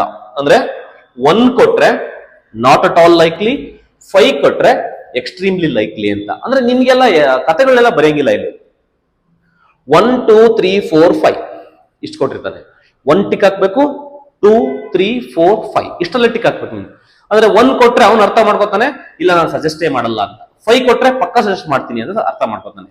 ಓಕೆನಾ? ಸೊ ಈ ತರ ಅಂದ್ರೆ ನಿನ್ಗೆ freedom of expressing your opinion, feedback or whatever is not possible in closed ended questions. Closed ended questions ಅಲ್ಲಿ ಅದೆಲ್ಲ ನಿಮ್ಗೆ ಇರೋದಿಲ್ಲ. ಸೊ ಕ್ಲಿಯರ್ ಅಲ್ವಾ? ನೆಕ್ಸ್ಟ್ ಓಪನ್ ಎಂಡೆಡ್ ಕ್ವಶನ್ಸ್ ಅಂತ ಬರುತ್ತೆ. ಓಕೆ, ಓಪನ್ ಎಂಡೆಡ್ ಕ್ವಶನ್ಸ್ ಅಂತ ಅಂದ್ರೆ open ended questions are the questions that require participant to answer in their own words, very important, own words, rather than a simple yes or no type. Okay, they can be used to encourage discussions. Okay na, deeper thinking and creative thinking anta. Andre open ended questions anta andre rather than yes or no type or multiple choice type ಅಂಗಿರೋದಿಲ್ಲ.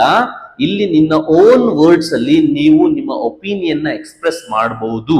Okay, ನಿಮ್ಮ ಇಲ್ಲಿ critical thinking ಏನಿರುತ್ತೆ, ನಿಮ್ಮ ability ಎಲ್ಲ ನೀವು ನಿಮ್ಮ feedback ಇರ್ಬೋದು express ಮಾಡೋ chances ಇಲ್ಲಿರುತ್ತೆ. ಅಂದ್ರೆ ಇಲ್ಲಿ this is a descriptive type of questions ಅಂತ. ಅಂದ್ರೆ ನೀವು ಇಲ್ಲಿ ಬರಿಬಹುದು, ಹೇಳ್ಬಹುದು ಏನು ಏನ್ ಕತೆ ಅಂತ. But where in closed ended questions ಅಲ್ಲಿ ನಿಮ್ಗೆ you don't have this freedom. ಓಕೆನಾ? ಸೊ ಓಪನ್ ಎಂಡೆಡ್ ಅಂದ್ರೆ ಇದೆ, ಇನ್ನೇನಿಲ್ಲ. ಓಕೆನಾ? ಎಸ್ ಆರ್ ನೋ ಟೈಪ್ ಇಂದ ಅಂದ್ರೆ ನಿಮ್ಗೆ ಇಲ್ಲಿ ಡಿಸ್ಕಷನ್ಗೆ ಎನ್ಕರೇಜ್ಮೆಂಟ್ ಕೊಡುತ್ತೆ. ಅಂದ್ರೆ ಎನ್ಕರೇಜ್ ದ ಡಿಸ್ಕಷನ್. ಓಕೆನಾ? ಅಂದ್ರೆ ನಿನ್ಗೆ ಏನೇನ್ ಹೇಳ್ಬೇಕು ಅನ್ಸುತ್ತೆ ಎಲ್ಲ ನೀವು ಬರಿಬಹುದು ಇಲ್ಲಿ, ಹೇಳ್ಬಹುದು ಇಲ್ಲಿ. Okay, but where in closed ended questions there is no such options. Okay, ಅಲ್ಲೇನ್ ಪ್ರೀ ಡಿಟರ್ಮೈನ್ಡ್ ಆಪ್ಷನ್ಸ್ ಕೊಟ್ಟಿರ್ತಾನೆ ಅಷ್ಟರಲ್ಲೇ ನೀವು ಟಿಕ್ ಹಾಕ್ಬೇಕಾಗತ್ತೆ. Okay, that is the thing. So here are some examples of open ended questions. So tell me about yourself ಅಂತ ಅಂದ್ರೆ ಇಲ್ಲೇನೋ option ಕೊಟ್ಟಿಲ್ಲ. So I didn't give any options. ಓಕೆನಾ? Tell me about yourself ಅಂತ ಅಂದ್ರೆ ನೀನ್ ಏನ್ ಮಾಡ್ತೀಯಾ, ಹೇಳ್ತಾ ಹೋಗ್ಬೋದು ನಿನ್ ಬಗ್ಗೆ. ನಾನು ಹಂಗೆ, ನಾನು ಹಿಂಗೆ, ನಾನು ಅಲ್ಲಿ ಹುಟ್ಟಿದೆ, ನಾನು ಇಲ್ಲಿ ಬೆಳೆದೆ, ಇಲ್ಲಿದ್ದೀನಿ, ಅಲ್ಲಿದ್ದೀನಿ, ನಂದು X Y Z ಎಲ್ಲ ಹೇಳ್ಕೊಂಡು ಹೋಗ್ಬೋದು. ಓಕೆನಾ? ಇಷ್ಟೆಲ್ಲ ಡಿಸ್ಕ್ರಿಪ್ಟಿವ್ ಬರಿಬಹುದು. ಬಟ್ ಅಲ್ಲಿ ಇರ್ಲಿಲ್ಲ ಇದೆಲ್ಲ. ಓಕೆ. ಅಥವಾ how would U see your future, ನಿನ್ ಜೀವನ ಹೆಂಗ್ ನೋಡ್ತೀಯ ನೀನು, ನನ್ನ ಜೀವನ ನೋಡೋದೇ ಇಲ್ಲ ಸರ್ ಅಂತ ಹೇಳ್ತೀಯ, ಅದಿರ್ಲಿ ಬಿಡು. What can we do to improve this product, ಈ ಪ್ರಾಡಕ್ಟ್ ನ ಇಂಪ್ರೂವ್ ಮಾಡೋದಕ್ಕೆ ಏನೆಲ್ಲ ಮಾಡಬೇಕು ಅಂತಂದ್ರೆ there is some descriptive answer from you people. ಓಕೆನಾ. ಸೊ ಹಂಗಾಗಿ ಇವನ್ನೆಲ್ಲ ನಾವು ಓಪನ್ ಎಂಡೆಡ್ ಅಂತ ಕರಿತೀವಿ. ಸೊ ಕ್ಲಿಯರ್ ಆಗಿ ಅರ್ಥ ಮಾಡ್ಕೊ. ಕ್ಲೋಸ್ಡ್ ಎಂಡೆಡ್ ಅಂತಂದ್ರೆ yes or no type, multiple choice, rating scale. Rating scale ಅನ್ನೋದು ಕೂಡ ಎಸ್ ಆರ್ ನೋ. ಇದು ನಿಮ್ಗೆ ಅಂತ ಕ್ವಶನ್ ಕೇಳ್ಬೋದು ಗೊತ್ತಾ ಅವನು, which of the following questions are open ended ಅಂತ ಕೇಳ್ಬೋದು, which of the following questions are closed ended ಅಂತ ಕೇಳ್ಬೋದು. ಅಲ್ಲಿ ಆಪ್ಷನ್ಸ್ ಕೊಡ್ಬೋದು, ಅದನ್ನ ಸೆಲೆಕ್ಟ್ ಮಾಡೋ ಕೆಪಾಬಿಲಿಟಿ ನಿಮ್ಮ ಹತ್ರ ಇರಬೇಕು. ಓಕೆನಾ. So that is one thing. ಮತ್ತೆ ಈಗ ನಾನ್ ಕೇಳೋ ಕ್ವಶನ್ ಏನಪ್ಪಾ ಅಂತ ಅಂದ್ರೆ, ಈಗ ನಮ್ಮ ಕ್ವಶನೇರ್ ಅಂತ ಮಾತಾಡಿದ್ವಲ್ಲ, ಈ ಕ್ವಶನೇರ್ ನಲ್ಲಿ ಓಪನ್ ಎಂಡೆಡ್ ಕ್ವಶನ್ಸ್ ಜಾಸ್ತಿ ಇರ್ಬೇಕಾ, ಕ್ಲೋಸ್ಡ್ ಎಂಡೆಡ್ ಕ್ವಶನ್ಸ್ ಜಾಸ್ತಿ ಇರ್ಬೇಕಾ ಅನ್ನೋದು. ಯಾವತ್ತೂ ಕೂಡ ಕ್ವಶನೇರ್ಸ್ ನಲ್ಲಿ ನಿಮ್ಗೆ ಕ್ಲೋಸ್ಡ್ ಎಂಡೆಡ್ ಕ್ವಶನ್ಸ್ಗಳು ಜಾಸ್ತಿ ಇರಬೇಕು. ನೆನಪಿರ್ಲಿ, ಕ್ಲೋಸ್ಡ್ ಎಂಡೆಡ್ ಕ್ವಶನ್ಸ್ ಜಾಸ್ತಿ ಇರಬೇಕು ಕ್ವಶನೇರ್ಗಳಲ್ಲಿ. ಯಾಕೆ ಅಂತ ಅಂದ್ರೆ, ನೀವು ಡಿಸ್ಕ್ರಿಪ್ಟಿವ್ ಆನ್ಸರ್ ಕೊಟ್ಬಿಟ್ರಿ ಅಂತ ಅಂದ್ರೆ ಕ್ವಶನೇರ್ಗಳಲ್ಲಿ ಜನರು ಬರೆಯಕ್ಕೆ ಇಷ್ಟಪಡಲ್ಲ. ಈಗ ಅದಕ್ಕೆ ನೋಡಿ, earlier it was not a multiple choice questions, now you have. ಈಗ ನಿಮ್ DCET ಎಕ್ಸಾಮ್ ಇರ್ಬೋದು, it is of multiple choice ತಾನೆ. ಈಗ ಮುಂಚೆ ಎಲ್ಲ ಎಕ್ಸಾಮ್ಸ್ ಇತ್ತು, ಅವಾಗೆಲ್ಲ ಡಿಸ್ಕ್ರಿಪ್ಟಿವ್ ಇತ್ತು, multiple choice, match the following, ಇಂಥವೆಲ್ಲ ಬಂದಿದ್ದು ಇತ್ತೀಚೆಗೆ. ಯಾಕೆ ಅಂದ್ರೆ ನಮ್ಮ ಹತ್ರ ಟೈಮ್ ಇಲ್ಲ, ನಮ್ಮ ಹತ್ರ ಎಲ್ಲಿ ಟೈಮ್ ಇದೆ, ವಿ ಆರ್ ಆಲ್ ಬಿಸಿ. ಓಕೆನಾ. ಹಂಗಾಗಿ ನಿಮ್ಮ ಕ್ವಶನ್ ಇರ್ಬೋದು, ಜನಗಳಿಗೆ ಕ್ವಶನ್ ತುಂಬಾ ಡಿಸ್ಕ್ರಿಪ್ಟಿವ್ ಬೇಕಂದ್ರೆ ಇಷ್ಟ ಆಗೋದಿಲ್ಲ, ಬರೆಯಕ್ಕೆ ಇಷ್ಟ ಆಗಲ್ಲ. ಹಂಗಾಗಿ ಅವನ್ನೆಲ್ಲ ಇದನ್ನ ಮಾಡೋದಕ್ಕೋಸ್ಕರ ಏನ್ ಮಾಡ್ಬೇಕೀಗ, ನಿಮ್ಗೆ ಕ್ಲೋಸ್ಡ್ ಎಂಡೆಡ್ ಕ್ವಶನ್ಸ್ಗಳನ್ನ ಕೊಡಬೇಕು, ರೇಟಿಂಗ್ ಸ್ಕೇಲ್ ಕೊಡಬೇಕು. 1 ರಿಂದ 5 ಒಂದು ಟಿಕ್ ಹಾಕಪ್ಪ ಅಂದ್ರೆ 5, 4 ಅಂತ ಟಿಕ್ ಹಾಕ್ತೀಯ. ಎಸ್ ಆರ್ ನೋ ಅಂದ್ರೆ ಎಸ್ ಇಲ್ಲ ನೋ ಅಂತ ಟಿಕ್ ಹಾಕ್ತೀಯ. ಮಲ್ಟಿಪಲ್ ಚಾಯ್ಸ್ ಅಂತ 4ರಲ್ಲಿ ಒಂದು ಟಿಕ್ ಹಾಕ್ತೀಯ. ಇದು ಈಸಿ. ಓಕೆ. ನೀನೇ ನಿನ್ ಓನ್ ವರ್ಡ್ಸ್ ಅಲ್ಲಿ ಬರಿ ಅಂತಾರೆ, ಎಲ್ಲಿ ಬರೆಯಕ್ಕಾದಿತ್ತು, ಚಾನ್ಸೇ ಇಲ್ಲ. ಓಕೆನಾ. ಹಂಗಾಗಿ ಕ್ವಶನೇರ್ಗಳಲ್ಲಿ ಜಾಸ್ತಿ ಕ್ವಶನ್ಸ್ಗಳು, ಮೋಸ್ಟ್ ಕ್ವಶನ್ಸ್ಗಳು ನಿಮ್ಗೆ ಯಾವ ಟೈಪ್ ಅಲ್ಲಿ ಇರಬೇಕು ಅಂತ ಕೇಳ್ತಾನೆ, ಕ್ಲೋಸ್ಡ್ ಎಂಡೆಡ್ ಕ್ವಶನ್ಸ್ ಗಳಾಗಿರ್ಬೇಕು. ನೆನಪಿಲ್ಲಿ, ಇದು ಪಾಯಿಂಟ್ ನೋಟ್ ಡೌನ್ ಮಾಡ್ಕೋ. ಓಕೆ. ಕ್ಲೋಸ್ಡ್ ಎಂಡೆಡ್ ಕ್ವಶನ್ಸ್ ಗಳಾಗಿರ್ಬೇಕು. ಮೆರಿಟ್ಸ್ ಆಫ್ ಕ್ವಶನೇರ್ ನೋಡೋಣ. ಅಂದ್ರೆ ಕ್ವಶನೇರ್ ಏನಿರುತ್ತೆ ಅದರದ್ದು ಮೆರಿಟ್ಸ್ ಏನಂತ ನೋಡೋಣ. ನೆಕ್ಸ್ಟ್ ಅದರಲ್ಲಿ ಡಿಮೆರಿಟ್ಸ್ ನೋಡೋಣ. ಓಕೆನಾ. So this method is appropriate in case where the respondents spread over wide area and are literates. Okay. Literates ಅನ್ನೋದು ಅದು ಒಂಥರ ಡಿಮೆರಿಟ್ ಕೂಡ ಆಗುತ್ತೆ. ಅಂದ್ರೆ ಯಾರ್ಯಾರಿಗೆ ಬರೆಯಕ್ಕೆ ಓದಕ್ಕೆ ಬರುತ್ತೆ, ಓಕೆನಾ, ಅವ್ರಿಗೆ ಕ್ವಶನೇರ್ನ ಅಟೆಂಡ್ ಮಾಡ್ಬೋದು ಅವ್ರು. ಯಾಕಂದ್ರೆ ಕ್ವಶನ್ಸ್ ಲಿಸ್ಟ್ ಅಲ್ಲಿ ಇರ್ತವೆ, it is not orally. Okay. So ಹಂಗಾಗಿ ಲಿಟರೇಟ್ಸ್ ಆಗಿದ್ರೆ they can be able to answer. ಓಕೆನಾ. ಮತ್ತೆ ವೈಡ್ ಸ್ಪ್ರೆಡ್ ಆಗಿದ್ರೆ, ಲಾರ್ಜ್ ಪಾಪ್ಯುಲೇಷನ್ ವೈಡ್ ಏರಿಯಾದಲ್ಲಿ ಸ್ಪ್ರೆಡ್ ಆಗಿದ್ರೆ ಅಲ್ಲೂ ಕೂಡ ನಿಮ್ಗೆ ಡೇಟಾ ಕಲೆಕ್ಟ್ ಮಾಡಕ್ಕೆ ಇದು ಯೂಸ್ಫುಲ್ ಆಗುತ್ತೆ. Okay. And you can use this method to collect the qualitative data also, such as public opinion ಇರ್ಬೋದು, ಸ್ಪೆಸಿಫಿಕ್ ಪ್ರಾಡಕ್ಟ್ಸ್ ಬಗ್ಗೆ ರಿವ್ಯೂ ಇರ್ಬೋದು, ಒಪಿನಿಯನ್ ಇರ್ಬೋದು, ಅಥವಾ services from a large population. ಇಂಥವಕ್ಕೆಲ್ಲ ನಿಮಗೆ ಕ್ವಶನ್ ಯೂಸ್ಫುಲ್ ಆಗುತ್ತವೆ. ಇಟ್ ಸೇವ್ಸ್ ಮ್ಯಾನ್ ಪವರ್ ಅಂತ ಹೇಳ್ತಿದೆ. Question out it saves manpower. ಯಾಕಂದ್ರೆ ನಿಮ್ಗೆ ಕ್ವಶನ್ಸ್ ಸೆಟ್ ಮಾಡಿರ್ತೀಯ. ಈಗ 100 ಜನ ಇರ್ತಾರೆ ಒಂದು ರೂಮ್ ಅಲ್ಲಿ, ಆ 100 ಜನದೊಂದು ಡೇಟಾ ಕಲೆಕ್ಟ್ ಮಾಡಬೇಕು ಅಂತಂದ್ರೆ I list all the questions and I take the print of all the 50, I mean ಎಷ್ಟೋ questions, subset of questions 100 copies ತಗೊಂತೀನಿ, ಎಲ್ರಿಗೂ ಡೇಟಾ ಡಿಸ್ಟ್ರಿಬ್ಯೂಟ್ ಮಾಡ್ತೀನಿ, ಎಲ್ಲರೂ ಫಿಲ್ ಮಾಡ್ತಾರೆ, at the same time fill ಮಾಡ್ತಾರೆ, at the same time ನನಗೆ ವಾಪಸ್ ಕೊಡ್ತಾರೆ. ಅಂದ್ರೆ ನಾನು ಡೇಟಾ ಕಲೆಕ್ಟ್ ಮಾಡಿದ್ರೆ ಎಷ್ಟು ಜನ ಬೇಕಾಯ್ತು, ಒಬ್ಬನೇ ಸಾಕು. 100 ಜನದ ಡೇಟಾ ಒಬ್ಬನೇ ಕಲೆಕ್ಟ್ ಮಾಡ್ತಾನೆ ಅಂದ್ರೆ it saves time, it saves man power, ಎಲ್ಲಾನು ಸೇವ್ ಆಗೋಯ್ತು. ಓಕೆನಾ. ಈ ಕ್ವಶನೇರ್ ಇಂದ ಈಗ ಒಬ್ಬೊಬ್ಬನಿಂದ ಕಲೆಕ್ಟ್ ಮಾಡ್ತೀನಿ ಅಂತಂದ್ರೆ ಎಷ್ಟು ಟೈಮ್ ಆಗುತ್ತೆ. ಓಕೆನಾ. It is not at all possible. ನನಗೆ ಇಂಟರ್ವ್ಯೂ ನಲ್ಲಿ ಬರುತ್ತೆ, ನೆಕ್ಸ್ಟ್ ಟೈಪ್ ಇಂಟರ್ವ್ಯೂ ಬರುತ್ತಲ್ವಾ, ಅಲ್ಲಿ ಹೇಳ್ತೀನಿ it takes lot of time ಅಂತ. ಓಕೆನಾ.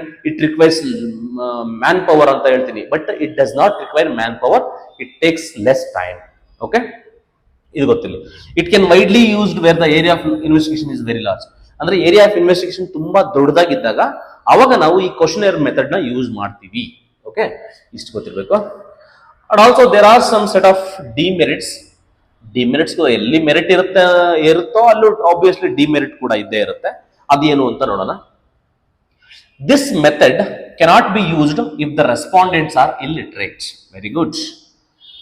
ಯಾಕಂತ ಅಂದ್ರೆ ಅವನಿಗೆ ಓದಕ್ಕೆ ಬರೆಯಕ್ಕೆ ಬರಲ್ಲ ಅಂತಂದ್ರೆ ಕ್ವಶನ್ ಹೆಂಗ್ ಅರ್ಥ ಮಾಡ್ಕೊತಾನೆ? It is not at all possible.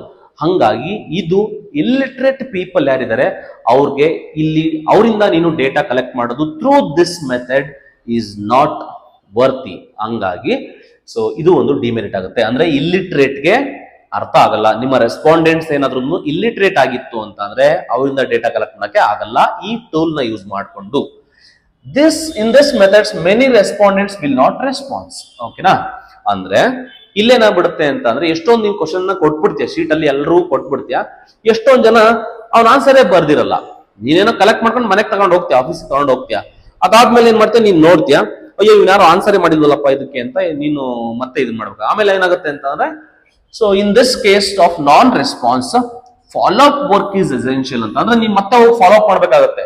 ಅಂದ್ರೆ if you require the data, ಅವನು ರೆಸ್ಪಾನ್ಸೇ ಮಾಡಿಲ್ಲ, ನೀನ್ ಕ್ವಶನ್ ಹೆಂಗ್ ಶೀಟ್ ಕೊಟ್ಟು ಹಂಗೆ ವಾಪಸ್ ಕೊಟ್ಟಿದ್ದಾನೆ, ಅವ್ನು ಆನ್ಸರೇ ಮಾಡಿಲ್ಲ ಯಾವುದಕ್ಕೂ, ಅಂತ ಟೈಮಲ್ಲಿ ಏನಾಗುತ್ತೆ, you have to follow up again. ನಾವು ಫಾಲೋ ಅಪ್ ಮಾಡ್ಬೇಕು, ಮತ್ತೆ ಹೋಗ್ಬೇಕು ಅವನ ಹತ್ರ, ಈ ಫಿಲ್ ಮಾಡಪ್ಪ, ಆನ್ಸರ್ ಹೇಳಪ್ಪ ಅಂತ ಹೇಳ್ಬೇಕು. ಅಂದ್ರೆ ಇದು ಸ್ವಲ್ಪ ಪ್ರಾಬ್ಲಮ್ ಆಗೋ ಚಾನ್ಸಸ್ ಇದೆ. ಓಕೆನಾ? ಅಂದ್ರೆ ಫಾಲೋ ಅಪ್ ವರ್ಕ್ ನೆಸೆಸಿಟಿ ಆಗುತ್ತೆ ಅಂತ. ಓಕೆನಾ? ಸೊ ಈ ಒಂದು ಕ್ಲಾಸಲ್ಲಿ ಇಷ್ಟು ಸಾಕು. ಅಂಡ್ ನಿಮ್ಗೆಲ್ಲ ಗೊತ್ತಿದೆ ನಮ್ಮ ಅಭ್ಯಾಸ ಅಕಾಡೆಮಿ ಕಡೆಯಿಂದ ನಿಮ್ಗೆ DCET 2025ಗೆ ಲಾಂಗ್ ಟರ್ಮ್ ಕೋರ್ಸ್ನ ಮಾಡಿದೀವಿ. Within 3 to 4 months will finish of all the syllabus. ನಿಮಗೆ ಟಿಲ್ ಕ್ರ್ಯಾಶ್ ಕೋರ್ಸು ಸೇರಿಸಿದ್ರೆ ನಿಮಗೆ 2 ಸರಿ ರಿವಿಷನ್ ಆಗುತ್ತೆ. ನಿಮ್ಮ ಕಂಪ್ಲೀಟ್ 5 ಸಬ್ಜೆಕ್ಟ್ ಸಿಲೆಬಸ್ ಏನಿದೆ, ಸೊ ನಿಮ್ಗೆ ಇಂಜಿನಿಯರಿಂಗ್ ಮ್ಯಾಥ್ಸ್ ಇರ್ಬೋದು, ಸ್ಟ್ಯಾಟ್ಸ್ ಇರ್ಬೋದು, IT skills, FEEE, PMS 5 subject 2 ಸರಿ ರಿವಿಷನ್ ಆಗುತ್ತೆ. ಸೊ ಇದು ಒಂದು ತಲೆಯಲ್ಲಿ ನಿಮ್ಗೆ ಕೋರ್ಸ್ ಫೀಚರ್ ಏನಿದೆ ಅಂತ ಇಲ್ಲಿ ಗೊತ್ತಿದೆ. ನಿಮ್ಗೆ ಏನ್ ನಂಬರ್ಸ್ ಕಾಣ್ತಾ ಇದೆ, ಈ ನಂಬರ್ಸ್ಗೆ ನೀವು ಕಾಲ್ ಅಥವಾ ಮೆಸೇಜ್ ಮಾಡಿ. We will give all the details about the course. ನಿಮ್ಗೆ ಏನಾದ್ರು 90+ ಸ್ಕೋರ್ ಮಾಡ್ಬೇಕು ಸರ್ DCET ನಲ್ಲಿ ಅಂತ, ಟಾಪ್ ರ್ಯಾಂಕ್ ತಗೋಬೇಕಂತ ಏನಾದ್ರು ಇದ್ರೆ definitely you can approach us. ನಾವೇ ನಿಮ್ಗೆ ಕಂಪ್ಲೀಟ್ ಆಗಿ ಡೀಟೇಲ್ಸ್ ಕೊಡ್ತೀವಿ. ಎವ್ರಿ ಡೇ ಕ್ಲಾಸ್ ಇರುತ್ತೆ, ಮತ್ತೆ ಮಾಕ್ ಟೆಸ್ಟ್ ಇರುತ್ತೆ, ಅದ್ರ ಬಗ್ಗೆ ಎಲ್ಲ ನಾನು ಡೀಟೇಲ್ಸ್ ಕೊಡ್ತೀನಿ. ಓಕೆನಾ? ಅಂಡ್ ಮೋರ್ ಓವರ್ ಇದು ಲಾಸ್ಟ್ ಇಯರ್ ರಿಸಲ್ಟ್ಸ್ ನಿಮ್ಗೆ ಆಲ್ರೆಡಿ ಗೊತ್ತಿದೆ. ಸೊ ಅವರೆಲ್ಲ ಒಳ್ಳೊಳ್ಳೆ ಕಾಲೇಜ್ಗಳಲ್ಲೆಲ್ಲ ಪ್ಲೇಸ್ ಆಗಿದ್ದಾರೆ. ನಿಮಗೂ ಆ ಥರ ಆಸಕ್ತಿ ಇದ್ದು ನೀವು ಒಳ್ಳೊಳ್ಳೆ ಕಾಲೇಜ್, ಒಳ್ಳೊಳ್ಳೆ ರ್ಯಾಂಕ್ ಬೇಕು ಅಂತಂದ್ರೆ you can approach us. And ನಮ್ಮ DCET ಅಂತಾನೆ ನಾನು ಅಭ್ಯಾಸ DCET ಅಂತ ಒಂದು ಚಾನಲ್ ಓಪನ್ ಮಾಡಿದೀವಿ. ಸೊ ಇಲ್ಲಿ ನೀವು you will get n number of videos, class videos ಇರ್ಬೋದು, ಇನ್ಫಾರ್ಮೇಟಿವ್ ವಿಡಿಯೋಸ್ ಇರ್ಬೋದು, DCET ರಿಲೇಟೆಡ್ ಏನೇ ವಿಡಿಯೋಸ್ ಇದ್ರು ಕೂಡ will upload all the things in the YouTube channel. YouTube channel ಹೆಸರು ಬಂದ್ಬಿಟ್ಟು ಅಭ್ಯಾಸ DCET ಅಂತ. DCETಗೆ ಅಂತಾನೆ ಸ್ಪೆಸಿಫಿಕ್ ಆಗಿ ಮಾಡಿರುವಂತ ಒಂದು channel. And also for study materials and information ನಿಮ್ಗೆ DCET ಇನ್ಫೋ ಅಂಡ್ ಸ್ಟಡಿ ಅಂತ ಒಂದು ಟೆಲಿಗ್ರಾಮ್ ಚಾನಲ್ ಇದೆ. ಆ ಚಾನಲ್ಗೆ ಜಾಯಿನ್ ಆಗೋ ಮುಖಾಂತರ ನಿಮ್ಗೆ ನೋಟ್ಸ್ಗಳು, PDF ನೋಟ್ಸ್ಗಳು ಇರ್ಬೋದು, ವಿಡಿಯೋಗಳ ಲಿಂಕ್ ಇರ್ಬೋದು, ಎಲ್ಲವೂ ನಿಮ್ಗಲ್ಲಿ ಸಿಗ್ತಾ ಹೋಗುತ್ತೆ. ಓಕೆನಾ? ಸೊ ಈ ಎಲ್ಲಾದ್ರದ್ದು ಡಿಸ್ಕ್ರಿಪ್ಷನ್ ಲಿಂಕ್ಸ್ಗಳು ಬಂದ್ಬಿಟ್ಟು ಈ ವಿಡಿಯೋದ ಡಿಸ್ಕ್ರಿಪ್ಷನ್ ಇರುತ್ತೆ. ಸೊ ಹೋಗಿ ಒಂದ್ಸರಿ ಕ್ಲಿಕ್ ಮಾಡಿ ನಮ್ಮ ಅಭ್ಯಾಸ ಕಮ್ಯುನಿಟಿಗೆ ಜಾಯಿನ್ ಆಗಿ, so that you will get the information, all the information regarding your DCET. So thank you so much for your support. ಇದೇ ತರ ಸಪೋರ್ಟ್ ಇಲ್ಲಿ, keep watching us. Thank you. Bye bye.